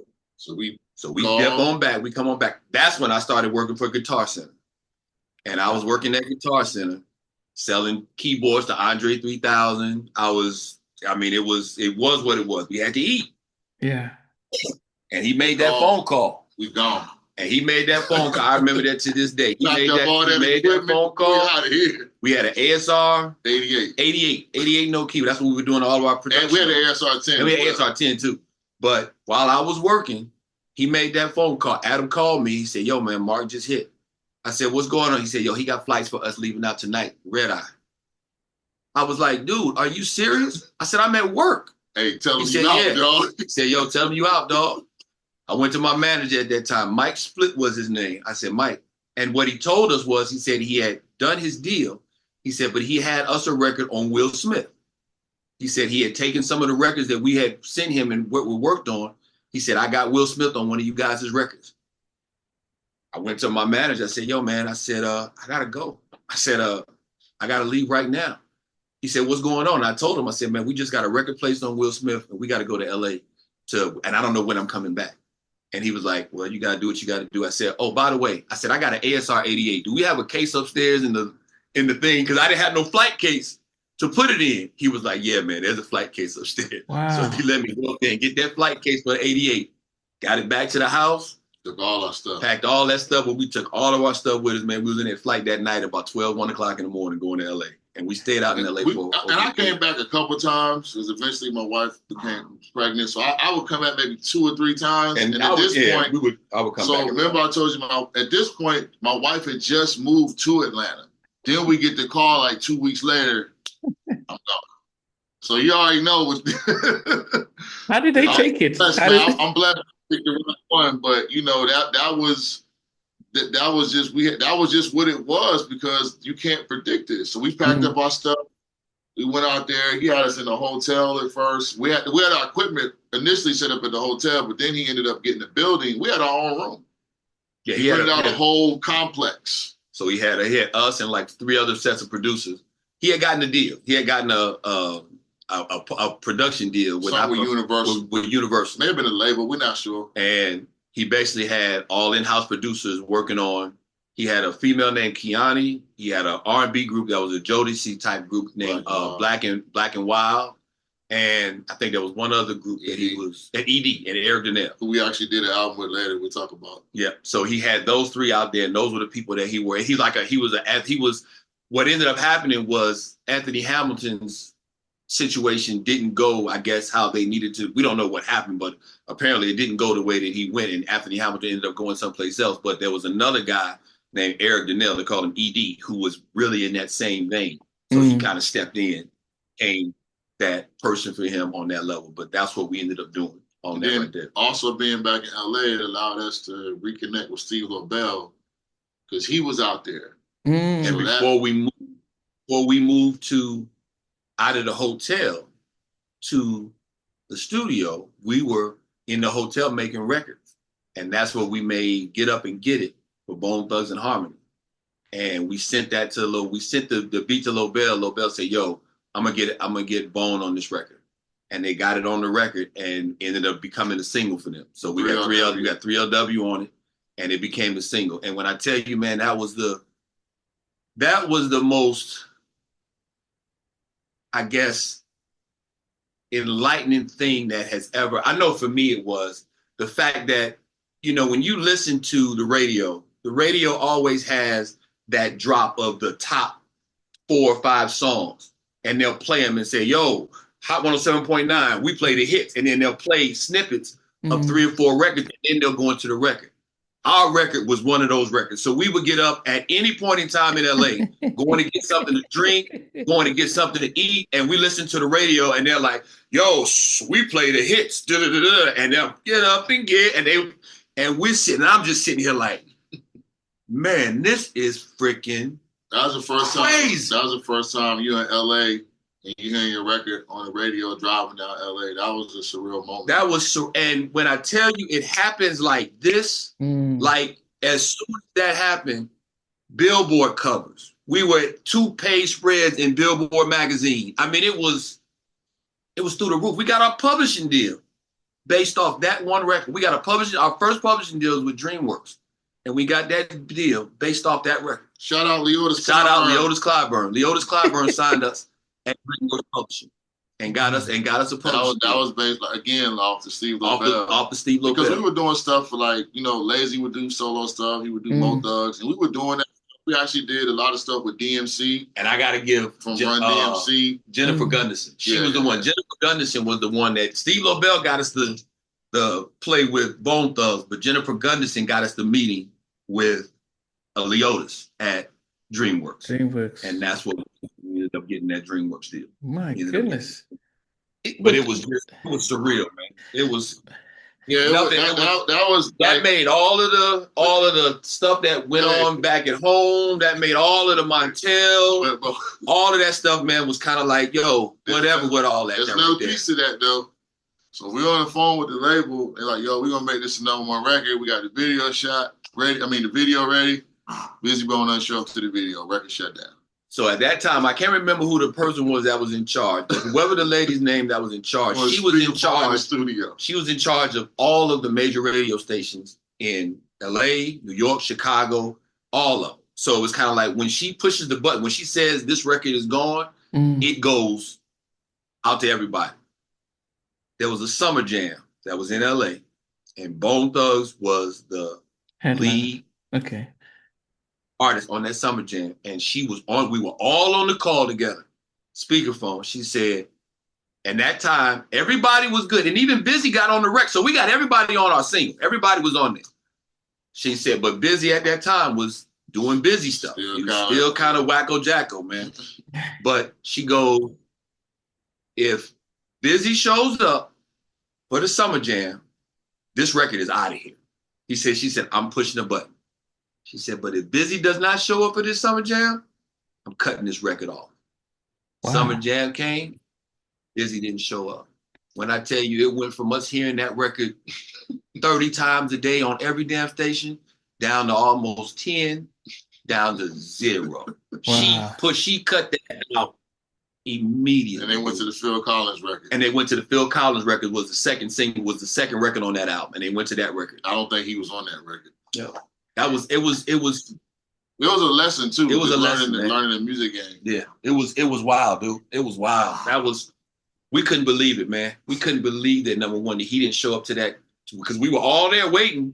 So even Crazy and Wish and everyone was there, but they couldn't. Everybody, Crazy, Wish, Lazy, everybody was there. But Busy didn't show up, and that lady was true to her word. She said, "If you don't show up." Goodness. I've interviewed Crazy, and he's the most humble, quiet, cool guy. Yeah, we've done after that. Yeah. Who's it? Lazy? Crazy. Oh, yeah. Crazy. Yeah. Crazy, yeah. We've been on like 50 of his albums since then. Yeah. Matter of fact, we did Lazy. We did Lazy All Life Long, which ended up hitting #1 on the independent track for him. Wow. On Billboard. So we still kept our relationship with those guys. How long after did you leave Montell that you guys moved to LA? How long was that? Wasn't long, was it? It wasn't long. I think we were in there. We were here 2000. Everything went left for Montell right at the end of 2000, I think. 2001. And then February. It was probably about 2002 was probably when we went. Because like I said, yeah, because I was working. So it's probably about 2002 when we went to LA. So was it about a year that between the time you guys left Montell before the big break in LA? Montell ended in February 2001. I don't know if it was a year. It might not have been a year. It was close though. It was close. It wasn't like right after. It wasn't like 2 months after. No, it was. It was time. I want to say anywhere between 9 months to a year. It was a lack in there, of trying to get things going on. And during that time, did you feel as if it's over, or did you still think you can still make it? Okay. Well, we never not said that we were going to make it, but reality sets in, and you ain't got that, $8,000 check a month coming in or whatever it was that we were making. We trying to sit back and figure out how we gonna eat and all of that kind of stuff. Yeah. So of course, man, it was, we gotta figure something out. And did it seem bad at the time? Yeah. Without a doubt. And when we getting into the 2000s, we had the whole situation with Napster. We had the drop of revenue within the music industry, and unlike, labels were going after, say, Timbaland or the Neptunes, giving them $250,000 to make records, and it wasn't trickling down. Did you guys feel as if you still got in at a time when you could still capitalize on the money that was coming in, or did you feel as if you came in if you're just a little too late for the real momentum of labels invested in hip hop and R&B? Not really. I think we came I think in we came in right at that time when we were still, because we were getting no, we weren't getting, Timberland kind of money. We that DreamWorks publishing deal opened up a lot of doors with us working with artists. So we were averaging. And I so mean, we were probably. It was giving us consistent work. Yeah, let's say Okay. that. It was giving us this. We were able to come back here. We got a studio. And it was much better than what we were making when we first started. Let's put it like Yeah. that. It was much better. And I It was think much better than DreamWorks, we yeah, DreamWorks, they were trying to get the label thing going because I know they signed Blackstreet and they were going after artists. Yeah, the Blackstreet's fourth album was on DreamWorks, where it had the Wizzy Wizard and Deep. So that was on DreamWorks. Yep. And they gave them big money to come back, but the chemistry and they hadn't resolved the whole thing. So and they didn't, and I think the music it didn't work out. But I'm just thinking that how long were you in LA before, or did you just move the family over to LA, or you said you did some work there and moved back? No. Came back, and I think once we came back, we got a studio. What was that? We ended up getting the second studio. This was the first one we got. It was off of Shamley Tucker. Shamley Tucker. We got a building. We got a room, and Built it out. Got a little fish tank in there. Thought we was doing something. And we got connected. I don't know if I'm in the right order, but we got connected with Wayne Williams at Job, and he let us produce for Nivea. We did like 5 songs on her album. Charlie Wilson's first album, we did like 2 songs, and that kind of, because like I said, DreamWorks kind of opened up a lot of doors for people knowing who we were and just the relationships, which big part of this business. We knew we had a talent. I'm not saying that in an arrogant way, but the best records we made is when we actually could get in with the artists. And once we got those opportunities, like I said, Wayne sent us a lot of work. We did some stuff with Selena Johnson. I'm not sure if that stuff came out, but he basically trusted us with our sound. We're doing. So he opened up a lot of doors for us with working with Job, which led to other opportunities. I forgot who else at that time, but I know those are the working with. When we were doing that, we were working with Dream. When we were doing those, that right there. We came and did it. Dina Howard was doing stuff with Max Goose. So we were doing some stuff with Max Goose. I feel old, man. I can't remember everything, but we were in a good space at that time because we ended up going from that and then going in with some other producers and getting the old Noontime building. It was us, L Rock, No ID, Donnie Scants, and then Cristal, and Rush, big time writer. We all got We got a build. We got the old Noontime. Not the writer Nas too. Yeah, we got the old Noontime building. It was 4 rooms, so it was like the hub in Atlanta. Because that was the one thing that we were in our building. It wasn't in the middle of downtown. We were kind of like on the outside of the city. So we kind of learned, really quickly that when folks came in to work, they all came pretty much down to Music Row, Patchworks, Doppler, Silent Sound, all of those studios, Stankonia. Everything was all down in kind of like one area. But we weren't in that area. So we decided to say, you know what, let's move down in there. And in that way, when folks come to other spots and they're waiting to get in or they're taking a break, the management would end up maybe coming over and seeing us because we were right there in that same area. And it did help. With everybody else that was in the studio, Donnie Scans, No ID, L Rock, Nas, Cristal, Rush, like you got other people. That you have artists that are working on and they're hearing us in the back. Yeah. They're hearing music coming out of our studio like, yo, what is that?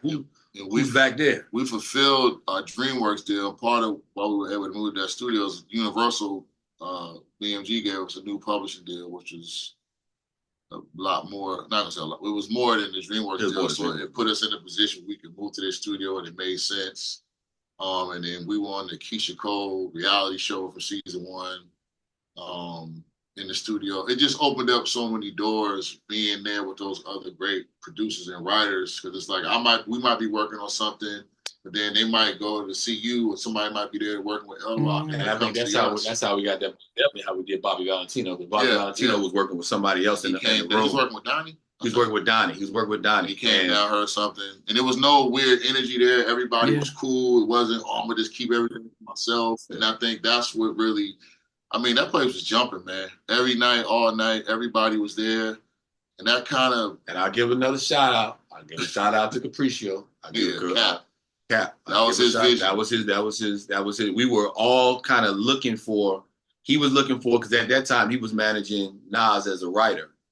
And we were looking, and we had known him from Hampton, because at that time he was like a label promoter out in Hampton, Virginia. He did it for Teddy, for like all, and really and truly, it was kind of crazy, man, because we were there and didn't know we weren't in the game yet, but yet he had an office. So he had plaques up in his office. So we were like, oh my God, this is show. This is Caps. It's like, oh, but then now, fast forward, 15 years later, or whatever it is, now we run back into it again. So we kind of like on an even playing field. But he was in the same time, he was looking for trying to get a spot where he can go in and have his writer do a lot of writing. We were looking at trying to move, and he ended up finding this building. And he was like, yo, we ought to all come together and get this building. Did you buy the building? Everybody. Did you guys all pay we didn't for buy it? it? We just leased it. We just rented it. And the reason we got connected with Universal, we were doing a record with Jamie Foxx. It didn't make the first album. Chris Henderson, who did Blame It and the other case, Happily Ever After. Chris and I went to college together in Hampton. He was a year older than me. He was, I don't know if he was signing Teddy. He may have been in college. He had a partner, Delonte. So I kind of was watching him, but like I said, he had a studio and everything already. So he wrote this record for Jamie Foxx. He couldn't go, so we went and cut it. Tank was actually there. He was shooting Miami Vice with Colin Farrell. We went to Miami. So he rented Timberland's studio bus. So we went to cut that record. We cut another record. And I don't know how Universal heard the records. Shout out to Tree, Ankrum. That's who connected us. Tree's actually somebody that helped us a lot. He's a basketball coach now in McKeachie High School. And I don't know how that happened, but Universal heard it. And the records didn't even make the album, and they still offered us an amazing opportunity and deal. Yeah. So that was just like, oh man. But it was something saying, oh, these dudes got something. And it just kind of that's when it kind of just went to, okay, Jay Holiday nominated for a Grammy, this artist, that. And it kind of it was starting to come together. Then it really makes sense. You still deal with the business side, but when you look back at it in the moment, you're not really processing it because you're trying to get to the next thing.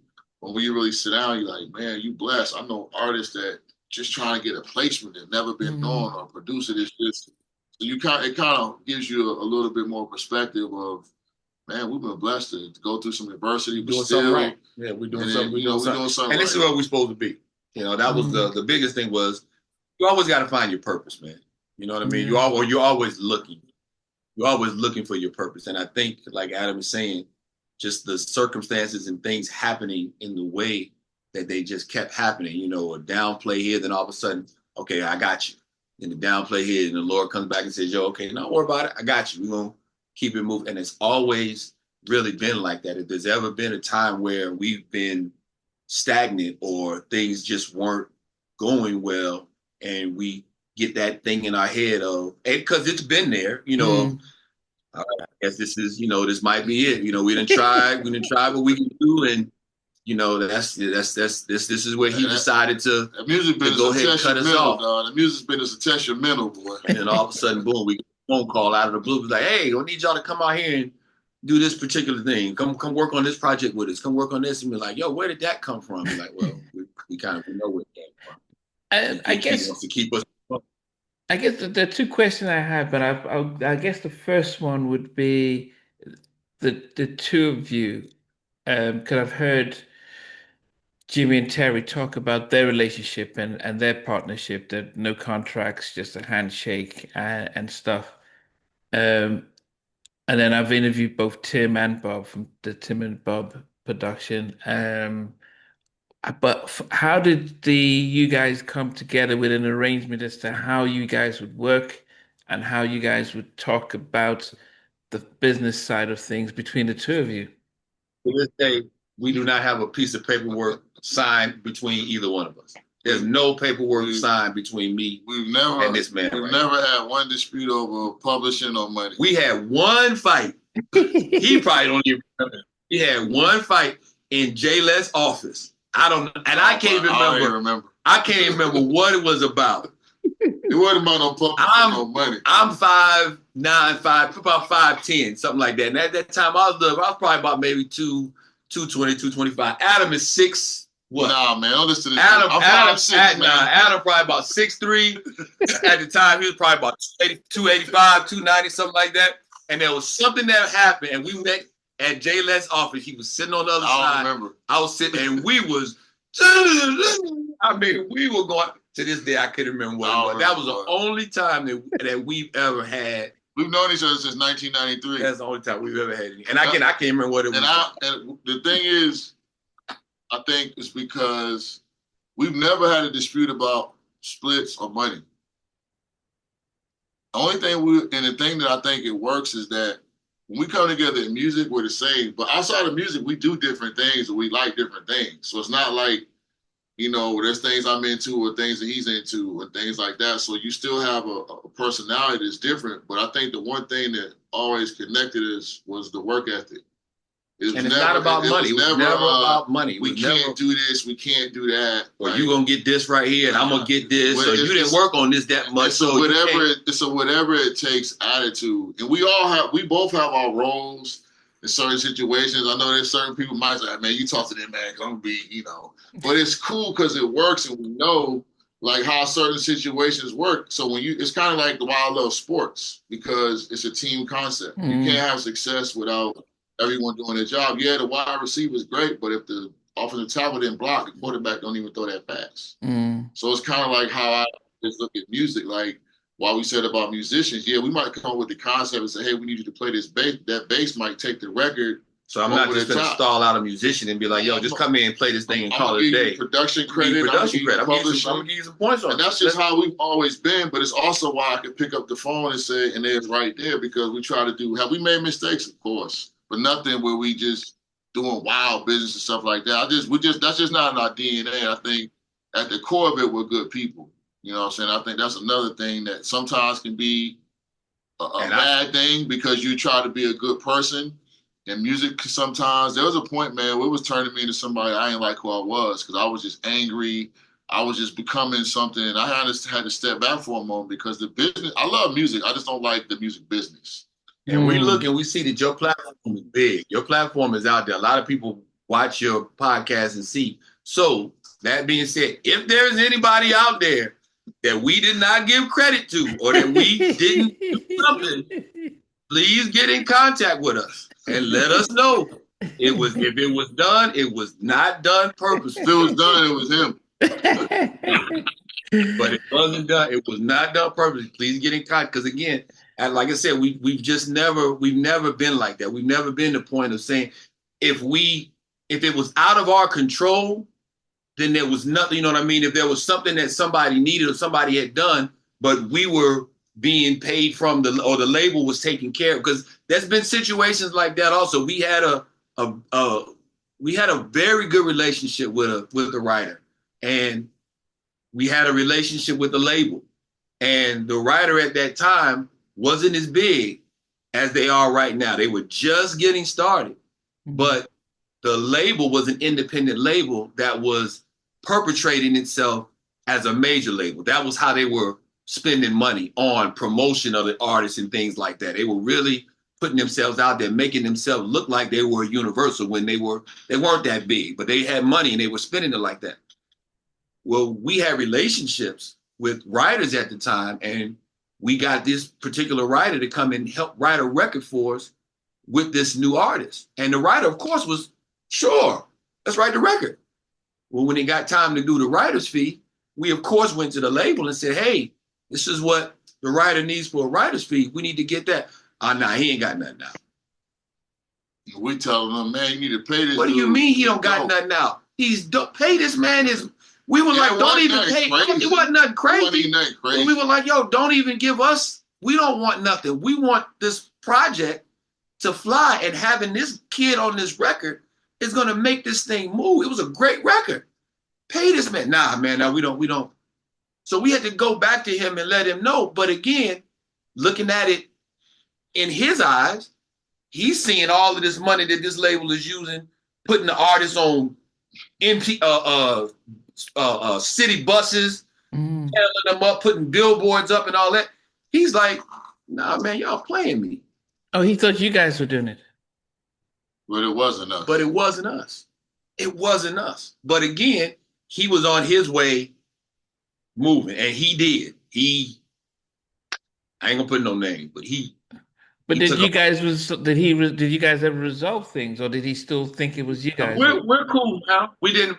In the time frame of him going from 0 to 100, no, we did not resolve that. Because again, he was in his bag. You know what I mean? He was producing for any and everybody that you could possibly imagine that was out there. So, you know, at that point in time, we really weren't anything to him, which I get it. You know what I mean? There's no, there's some things that kind of happened that we thought that maybe it might have worked out a little bit a different way. But again, as you get older, man, you start seeing and realizing that things go a certain way for a certain reason. Mm-hmm. And like Adam said, you know, we've had conversations with him recently, and everything is, you know, at least it's cordial and it's back to where we can have conversations, and hopefully we're going to be starting to do a little bit more work with him. You know what I mean? But we were happy for him for, you know, everything that he was able to accomplish. We just wish that it would have gone a different way, because if it would have, we probably would have been doing a lot more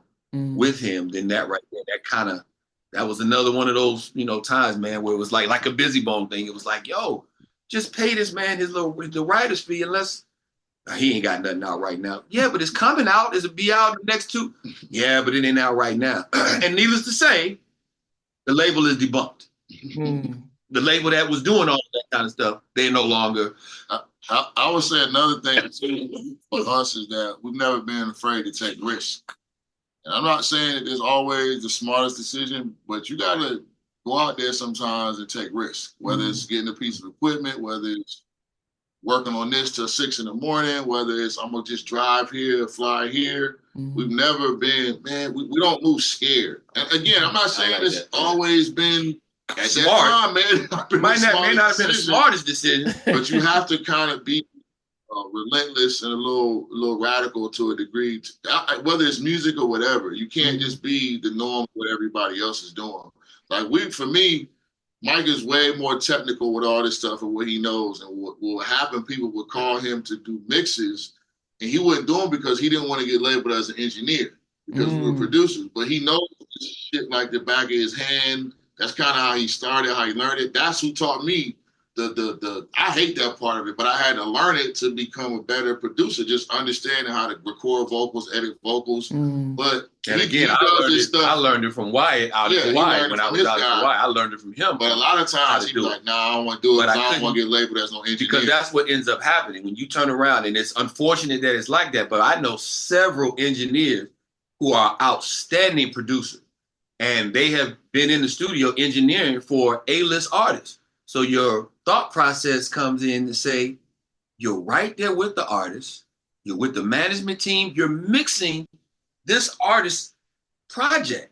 Why is it that you can't get a song with the artist when your production is dope? It's sometimes even better than the stuff that they're coming in there with, working on. And what I've come to find out, man, is that you get looked at as an engineer. And that's what they see you as.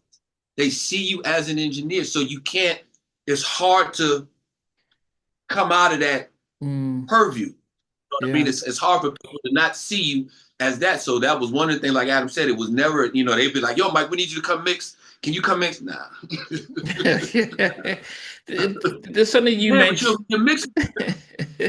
Yeah, I think John Marie who was with Teddy for a long time, is known as an engineer, but it's hard to shake off the engineering Yeah. label. We've done workers with him.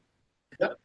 Yeah, but when he can produce, but people will see his name and think, oh, you were on Michael Jackson's Dangerous, and you did Guy, you did all Black Streets, and you're an engineer. So I can imagine the something you mentioned, Adam, about being transformed to a person you didn't like. I guess is how have you guys been able to, with how the music industry is, there is a dark side to it. There is um whether it's labels and all this stuff. And I know you're not artists, but I'm sure how have you guys managed to stay grounded and not get sucked into, the darkest side of the industry, not just taking people's credits and money, but the other side in which the industry tries to push out.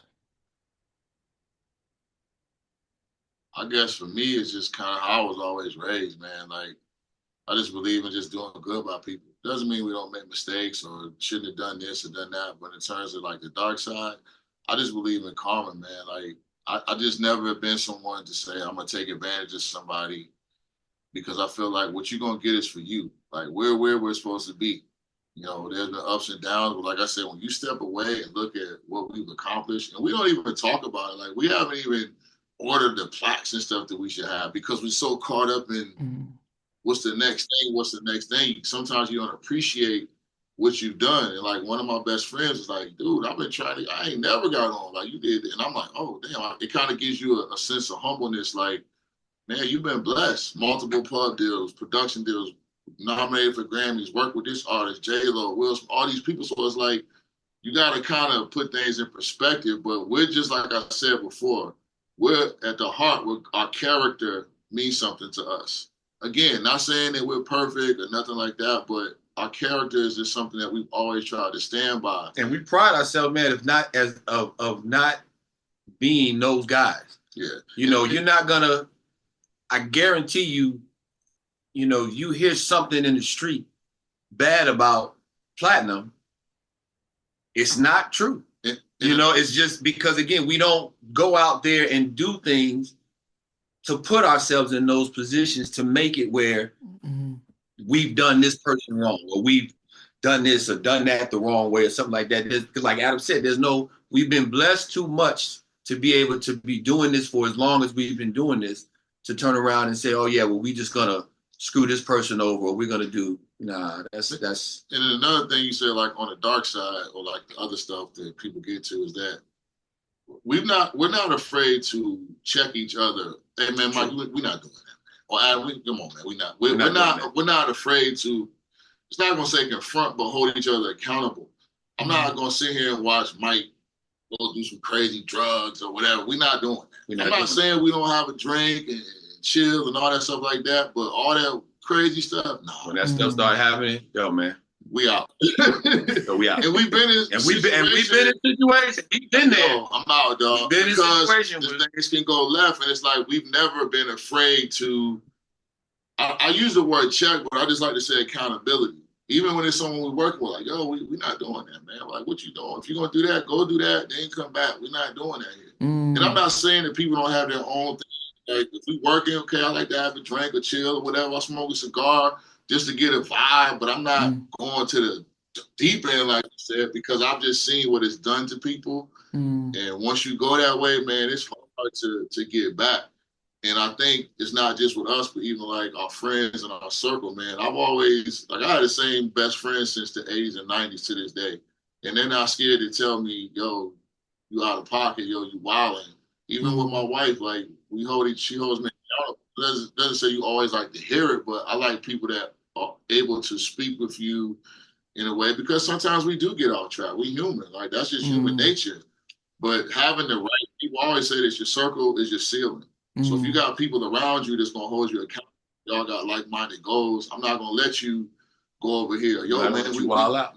we gotta really win. Now, if you just go, okay, cool, then we just not gonna work together no more. Yeah. But for the most part, man, like we understand the industry, man. Everybody got their thing, they vibe or they vice to get them where they need to be. But we got our thing also, yeah. and it's our boundaries of, well, y'all, you do that, and that's cool, but this is how we do it. So we either gotta meet in the middle on that and figure out a compromise of how we can still get you to get your vibe to where you need to get yours, but respect our boundaries and what we want to do. Or I tell you what, and we've seen it too with how people have gone through it and what it's went through. So sometimes the best experience is seeing what other people that you're around go through.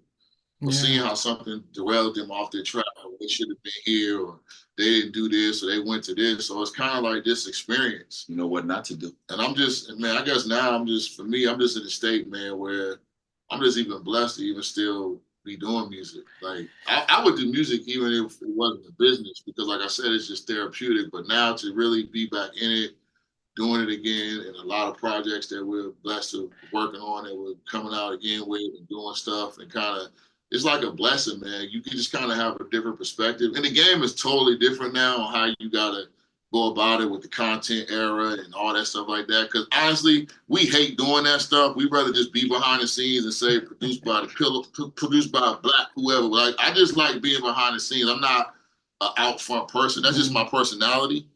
But we understand you have to adjust a little bit to the game today and what it is, which is cool. And it's almost like it's an adjustment, but it's like something that kind of makes it fun because it's a little different now.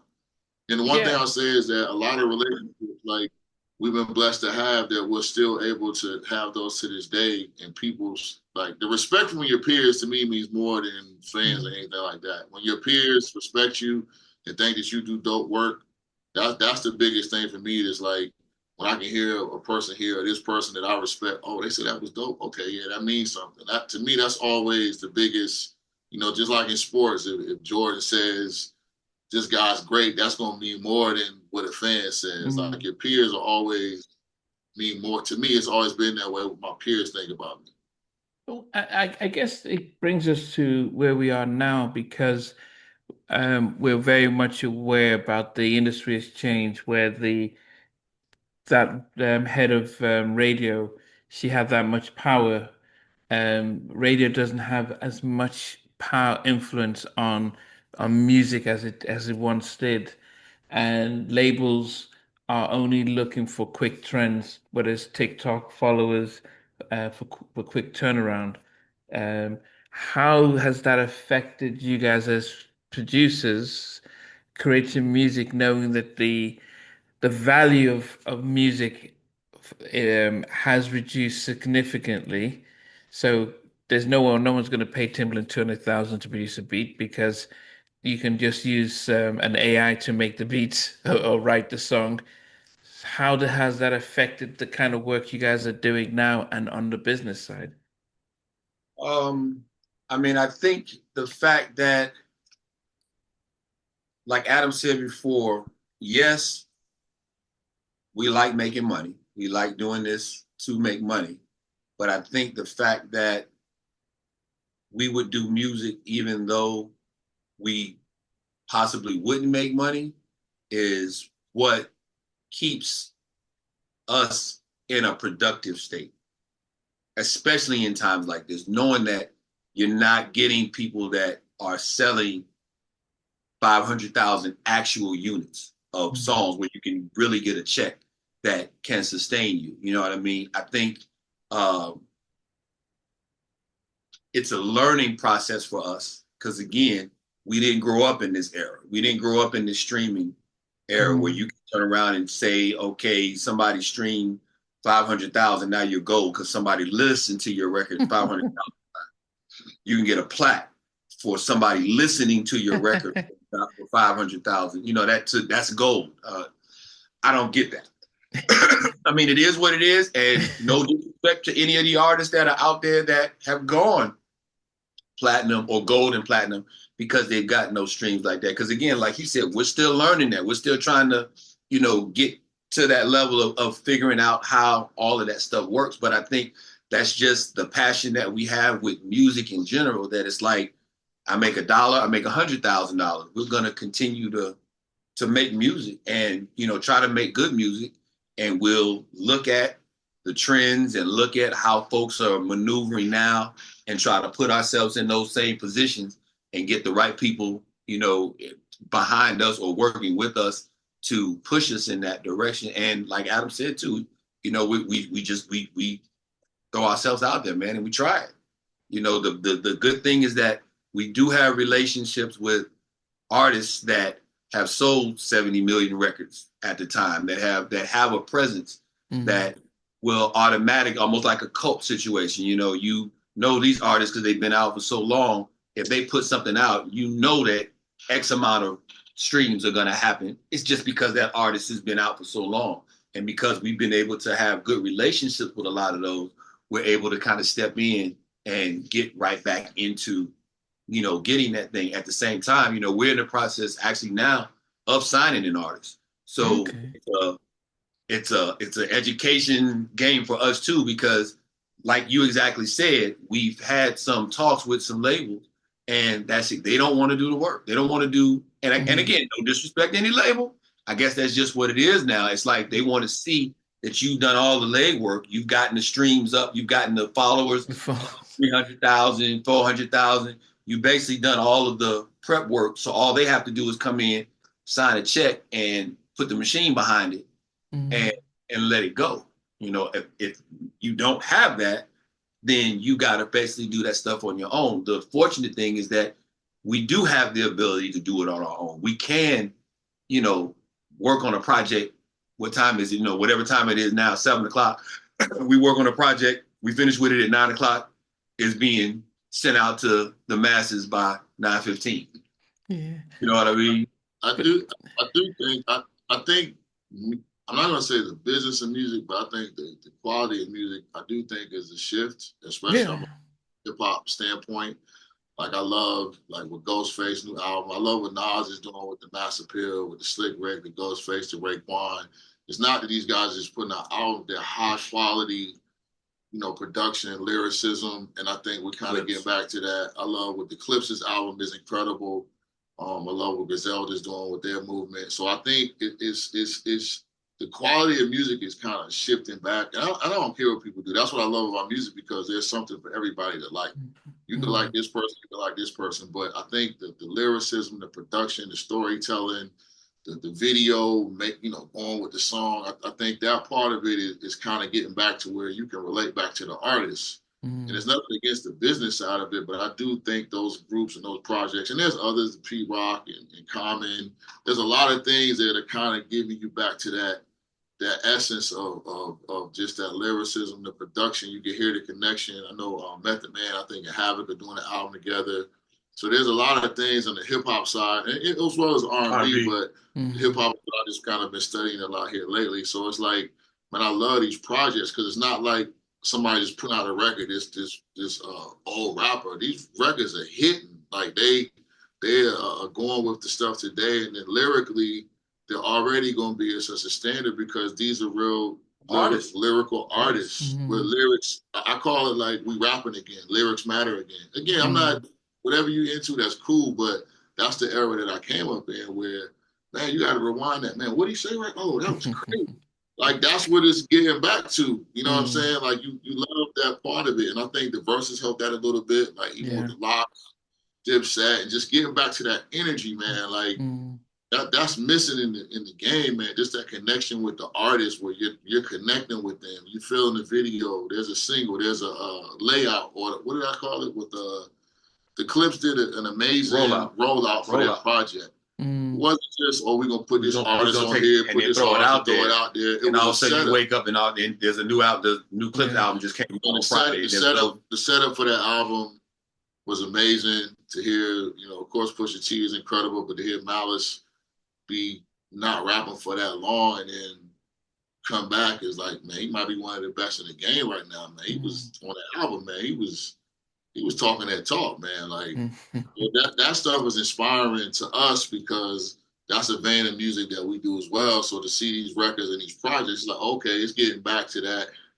Okay, We're back, Mortimer. Yeah. We're back. So that part of it is like, Yeah. you know, Trading places. inspirational. Yeah, I've seen trading places. Yeah, So, it's actually exciting. what can we expect from you guys in the coming months and the year ahead? We do have an artist that we're in the process of signing. I don't want to. Yeah, preemptive right now. Yeah. There's a lot of features. It's going to be. We'll talk to you about that offline. Yeah. We're actually doing some stuff right now with Keith Sweat, Cupid, and a lot of other things. We're doing with J Hot. Sweat is actually doing an international Afrobeat album, and he's also doing an R&B album. So we're kind of yes. doing a lot. We're involved a lot in that project right now. And just a shout out to him too, because it's not just business. Like Sweat has taught us a lot from just advice, but then watching him. When you watch somebody that has accomplished what he's accomplished and can really walk away from this today, but then work harder than everyone that's around him. I'm not talking about us, the people that surround him. It's kind of like, what do you got? You know, it's inspirational. Like, and it's always like you hear like people say, sit with winners. The conversation is different. Like being around him, we laugh and joke. We had that type of relationship. We can laugh and joke and crack jokes, but it's actually an inspiration because it's like, man, this dude's still going, still making sure this is right. Checks every box, whether it's wardrobe, whether it's song, whether it's working out to be able to go for his tours, whether it's what he's eating, whether it's video, like just seeing that, and even from the business side, like investments and things like that, just learning from him and little gems he shared with us. And that's really what it should be about. I just hate sometimes in our culture we don't reciprocate that back to one another, which we should, because it's like as long as we here, we good. As soon as I get here, I gotta hate on this dude. He's opened a lot of doors for us, not just with him, but just with other projects, with other artists, you know, and he's things probably we're working on. He's probably like the biggest.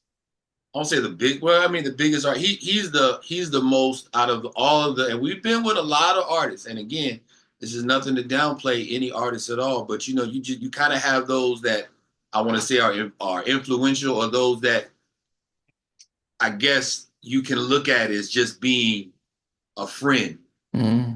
He is that guy. Like that he is that guy. We're cool without the music. We're cool without the music. If we're not working on nothing, we still just kicking it, hanging out. So it's not just a business relationship. And I think that's where you really get to see and learn and give back gems. And I really be saying that, like, how you outworking everybody around you? They ready. Yeah, we were in the studio with them a couple weeks ago till 3:00 in the morning. Just, it wasn't even a record we produced. We were just giving input on some edits. I'm like, where's everybody? I say, man, you guys don't want to work, man. And so it is just, so that's inspiration to be like, man, this dude, he can do that like that at the stage of the game where he is in the 60s. I can't not do anything, because it's just like you see, and I say this, man, be around people that's doing something, man. People that's negative, and I ain't got time for that, because it sucks you into it, man. You do not need nothing on time for negative energy, man. Yeah. People are always going to be negative when it's something they can't do because they've never done it, so they can't understand it. And I'm not saying that we agree on everything. Right. Talking with Mr. Sweat all the time, but we have respect and a dialogue, again, where we can speak to each other, hold each other accountable, and it's not taken the wrong way. But not just with his projects, he's opened a lot of other doors for us with other projects and relationships. And business-wise, which he'll never speak on, but we want to just give him a special shout-out for that, man, because he's been a big influence, as well as Leslie Brathwaite, the engineer. That's actually years ago who introduced us to Sweat. And Leslie's been a big, mentor, advisor for us in our career. And just having people like that, like you talking about a guy now that lives in Paris half the year, mixes most of Pharrell stuff, just mix all the Cardi B's album. And that's somebody that you can lean on for advice. Or, hey, I got this project, send me this. Like, you can't, those things mean something in this business, because relationship, way more than money. Being able to read right there, like that means more than anything. So that, again, your peers, You know, he's like, man, glad to reconnect with y'all. Man, your sound is crazy. Like hearing that from somebody like that, then you know, he's not just gonna tell you what you want to hear. He don't whack. He gonna tell you. Tell you what. So I think that like having those relationships and guys like that, and then also working with Jay Hot now, who connected us with you, man. One of the dopest dudes I've ever been around. That I don't even think people know how talented he is. He's a humble dude too. But I'm like, Hot man, you gotta. I said, did you post the interview? He said, nah, it's on YouTube. I said, dude, you gotta put that on your Instagram. Like, what are you doing? Why are you not letting people know what you're doing? But it just shows his personality. He's just not like that. But musically in the studio, man, that dude's incredible, man. That dude's incredible. I connected him with Tim from Tim and Bob because we did a joint live. I brought Jay Hart on and Tim was on, and so then they were just trading secrets and stuff. But he's generally, when we do live, he is very quiet and reserved. So so even if we did an interview now, he's very. He doesn't share too much about what he does and how he does it. So put us on with him. Won't be quiet. Yeah, put him on. Put us on. We know how to make him talk. Yeah, definitely. So we started the record with him last night. It's going to be incredible. So you've got the new artist, which we'll hear more about closer to the time when the ink has been dried up, and then you've got some records coming with Keith Sweat. Anything else that we should expect over the next couple of months or so? We got some rap stuff that we're working on. I don't want to they're established artists already. Just the business is kind of getting worked out, as well as possibly a new publishing situation, because we're free agents right now, which is, we haven't been there in a while, which kind of feels kind of good. Yeah. And we actually talk about it and we say, would you sign a new pub deal? Would you sign a new? So we kind of, we had this conversation with Jay Hart as well, because it's like now with the game being different, you know, of course you got to entertain and have a conversation with anything, because we've seen the good side of the music business where you think, oh, this song's about to do this, and then the song don't come out. So it's like, you got to balance it too. So just a lot of opportunities that are on the horizon, man. Like I said, that we're blessed, because we didn't do anything for years, not because we broke up or anything like that. I kind of just took a personal break, because like I said, it was just, there was a lot going on. I had some family stuff going on. I just needed the mental kind of detox. Mike was still rolling. So now we kind of, back to doing what we do. And it's like kind of just taking off. And like I said, when you had that break, but then come back and the sound is still relevant today. Everything is kind of just clicking. It's like, okay, this is what it is. And the fact that people pick up the phone. That's right. That's the biggest thing. We didn't burn no bridges, man. People still take our calls, man. So we did something right. Yeah. And like I said, man, like it's a blessing to be self-contained. Like you said, like even when I took a step back, like he still invested in the studio, the business. Which again is something that we learned a lot of from Sweat. It's when he first came down, he bought an SSL console. He had it set, so and again, I don't know how all the business went and that kind of stuff, but he set himself up to say, why am I going to go and spend X amount of money bringing this person and that person, or me even going to a studio recording, when I can just make that initial investment and I can do it all here, and I've got plenty of time to do whatever it is that I need to do. And now when the label start charging for studio time and budgets, I'll make that money. I'll give them an invoice, because we recorded everything professionally out of a spot that I've done. Well, we bought an SSL board. You know what I mean? We actually invested that type of money into bringing things in on our end.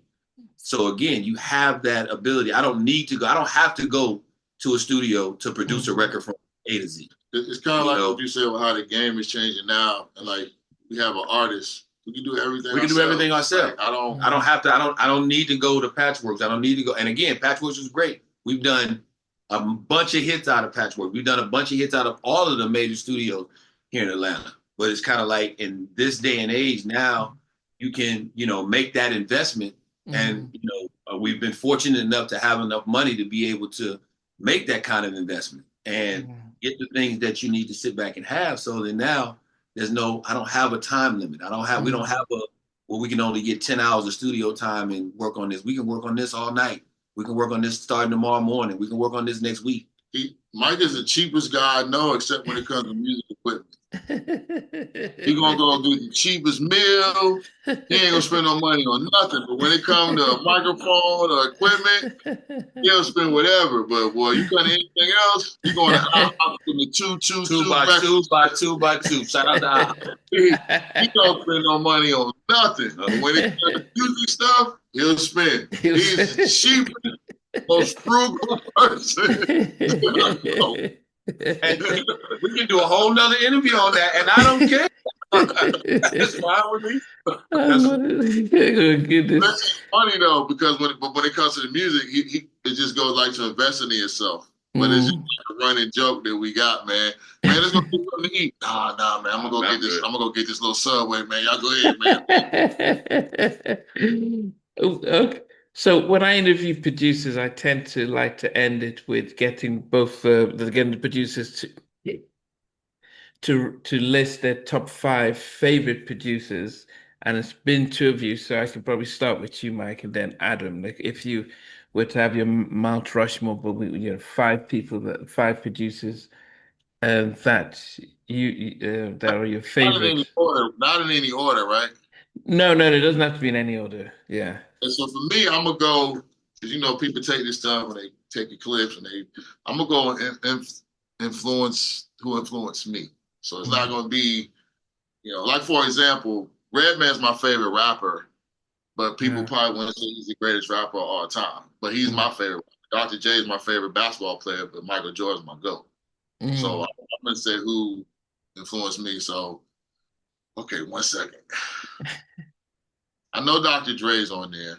Okay. I know Eric Sherman's on there. Wow. I know R. Kelly's on there. You're mad at me. No, that's fine. So you got 2 more. DJ Premier's on there. Okay. For me. And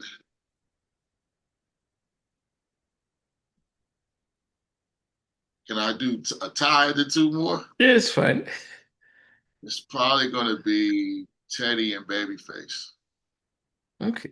Now, is this Babyface solo Babyface or LA and Babyface? Because, 2 different areas. It probably would be solo Babyface because that's more what, soon as I get home, that album, and that's kind of what I do. I mean, I know what him and LA did just from studying the game, but just when I kind of got into music, just his pen, man. His pen is just, like, just even to this day.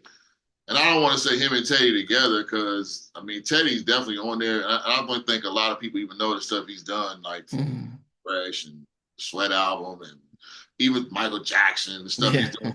Yeah, he doesn't get the credit he deserves, but I don't think a lot of people know that he was doing that stuff. But Teddy's definitely up there, man. So it would be Premier, Dre, Eric Sherman, R. Kelly, and Babyface and Teddy. My biggest influence. Okay. What about yourself, Mike? I'm going kind of in the same direction. I got Teddy. I've got R. Kelly. I've got Jimmy Jam and Terry Lewis. I think those guys are, just their ability to last as long as they've been able to last. And again, like Adam said, there's several records that you would never thought that Jimmy Jam and Terry Lewis, made, and they did. Dr. Dre, without a doubt. And I got one more.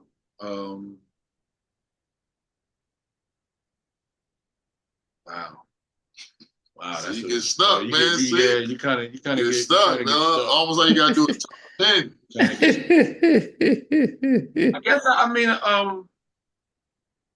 I guess I would probably have to put well, you said like for production, right?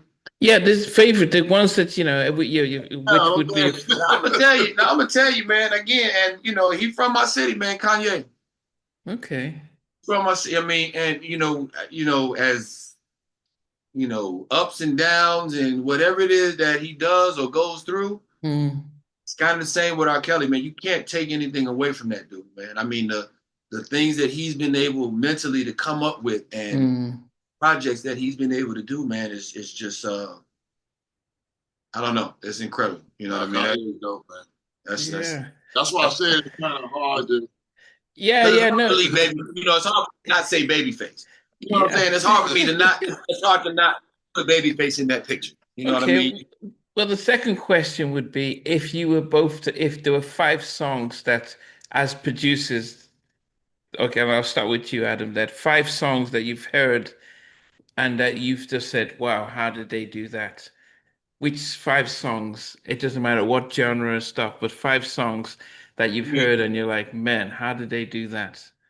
well, you mean like, damn, why ain't we do No, no, that? no. Well, no, yeah, I guess, it's, if, when when you'd marry, like I remember an interview that Babyface did, and even LA have done, saying that when they heard "I Wanna," that they were like, "Oh my Mm-hmm. goodness!" They were like, "How are we going to compete with this?" So they changed the whole game. So that's I've heard Babyface say that when he heard "I Wanna," he just thought, "Man, we need to do something different." So as producers, are there songs that you've heard, and it could be even before you start producing, or even Some of throughout? some of mine probably would be before I start producing, Yeah, but and it could, yeah, but just almost like, man, how the hell did they almost Michael like? first. I'll go to the same. Remember the time. Okay, What's the put your hands where your eyes can see? Buster. Busta Rhymes. okay, Incredible. Incredible. I mean, just incredible. I want to say, and we just heard an artist. We were getting something to eat yesterday, and this guitar player was playing in the restaurant. Purple Rain. oh wow, Again, just one of those artists, man, that you just think about what they came up with. You know, mm. what were they thinking about when they came up with that record? Um, I'm trying to think if I can find one more, man, that was just a crazy song. Uh, oh, As Stevie Wonder. Okay, As Stevie Wonder. I've always been. That's always been. Matter of fact, and I'll go ahead and get another one. I'll go ahead and get my last one. Earth, Wind, and Fire. Reason. mm. That right there. I learned. So we going before we produce records. I Yeah, learned. yeah, this, I learned how to play that saxophone. That wasn't the thing mm. that started me playing saxophone, but I just remember I had cousins that lived in Seattle, Washington, and I used to go out there and visit them every now and then. And one of my cousin named Andy, he used to play the sax, and he would be sitting down in the living room, and he would be playing that song over and over and over. And I learned how to play that song just like he was able to play it. I've always loved that song. Oh, Okay. What about you, Adam? Man, okay. I'm gonna go Lady in My Life, Michael Jackson. That's my all-time favorite song.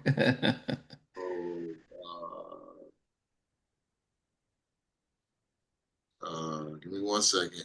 I'm trying to mix in hip hop too. I'm gonna go My Adidas, Run DMC. Uh, Between the Sheets, the Ozzy Brothers. Um,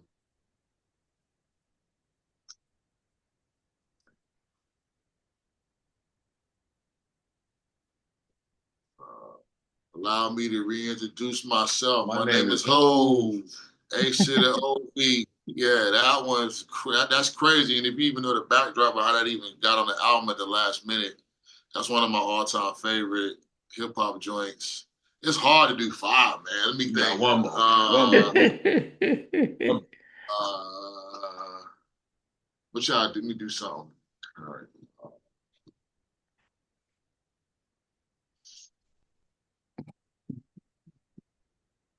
Jodeci, uh, Beanie. Okay. Okay. Yeah, I mean it's when I spoke to Dalvin, he speaks about how his brother Devante wrote most of the Jodeci albums when he was 15. Forever My Lady and Love You for Life. He was 15 writing it to girls and some of them, and he just has songs that they'll just write. So I think he was out of the planet, out of this planet.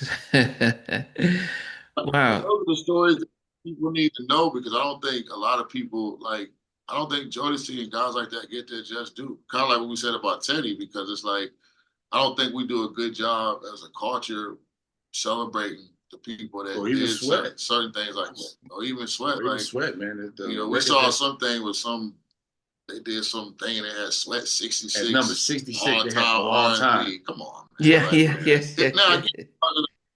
it wasn't a probably Afro American person that made this list, but it's like we gotta do a better job of celebrating those that not Have just had hit contributed records, but contributed so much to the to the game. game. Yeah, I don't call them like old school; they're legends. They do timeless music. You can still yeah, put on the Jodeci album right now, and it's gonna go. yeah, yeah, And I yeah. think you got it. That's why I appreciate what you're doing, man. Telling these stories and talking to people, man, and really Yeah. letting people hear about it. Because man, that stuff is like I said. You put on Jodeci album, you put on the first Sweat album, you put on Guy, any of this You stuff. letting it run, man. You not, I No call it no skips. skips. No Yeah, skips. yeah, yeah. I mean, Make You Last Forever is my all-time favorite album. And you know, when we did a review of the album, I had Tammy, Jack McGee on, and Mhm. we all talked about, she was there when they were making it with Teddy, as they were all together talking about how they made the album. Um, yeah, and so yeah, I mean, I've been doing this for 5 years since the lockdown.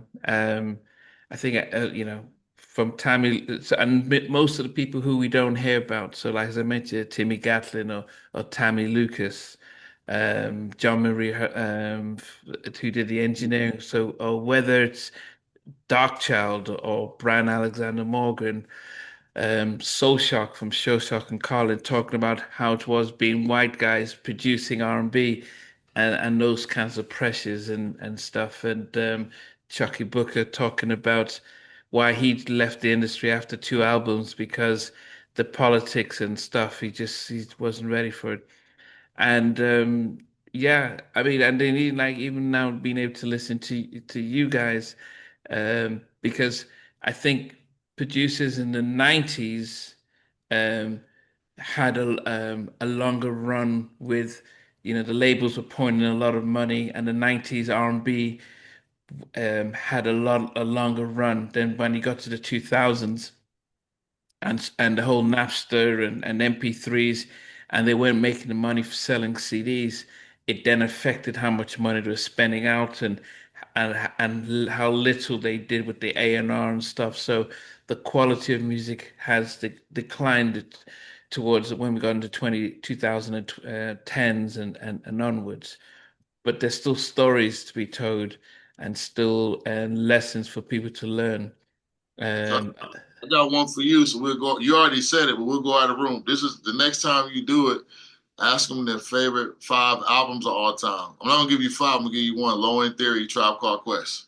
okay, You okay. already said Keep Sweat, but what Mike got? That's one of mine right there. Okay. It would probably been the next producer I would have said, but Low End Theory, that album is crazy. Wow. What's your album, Mike? Off the wall. Yeah. Okay. Okay. Yeah.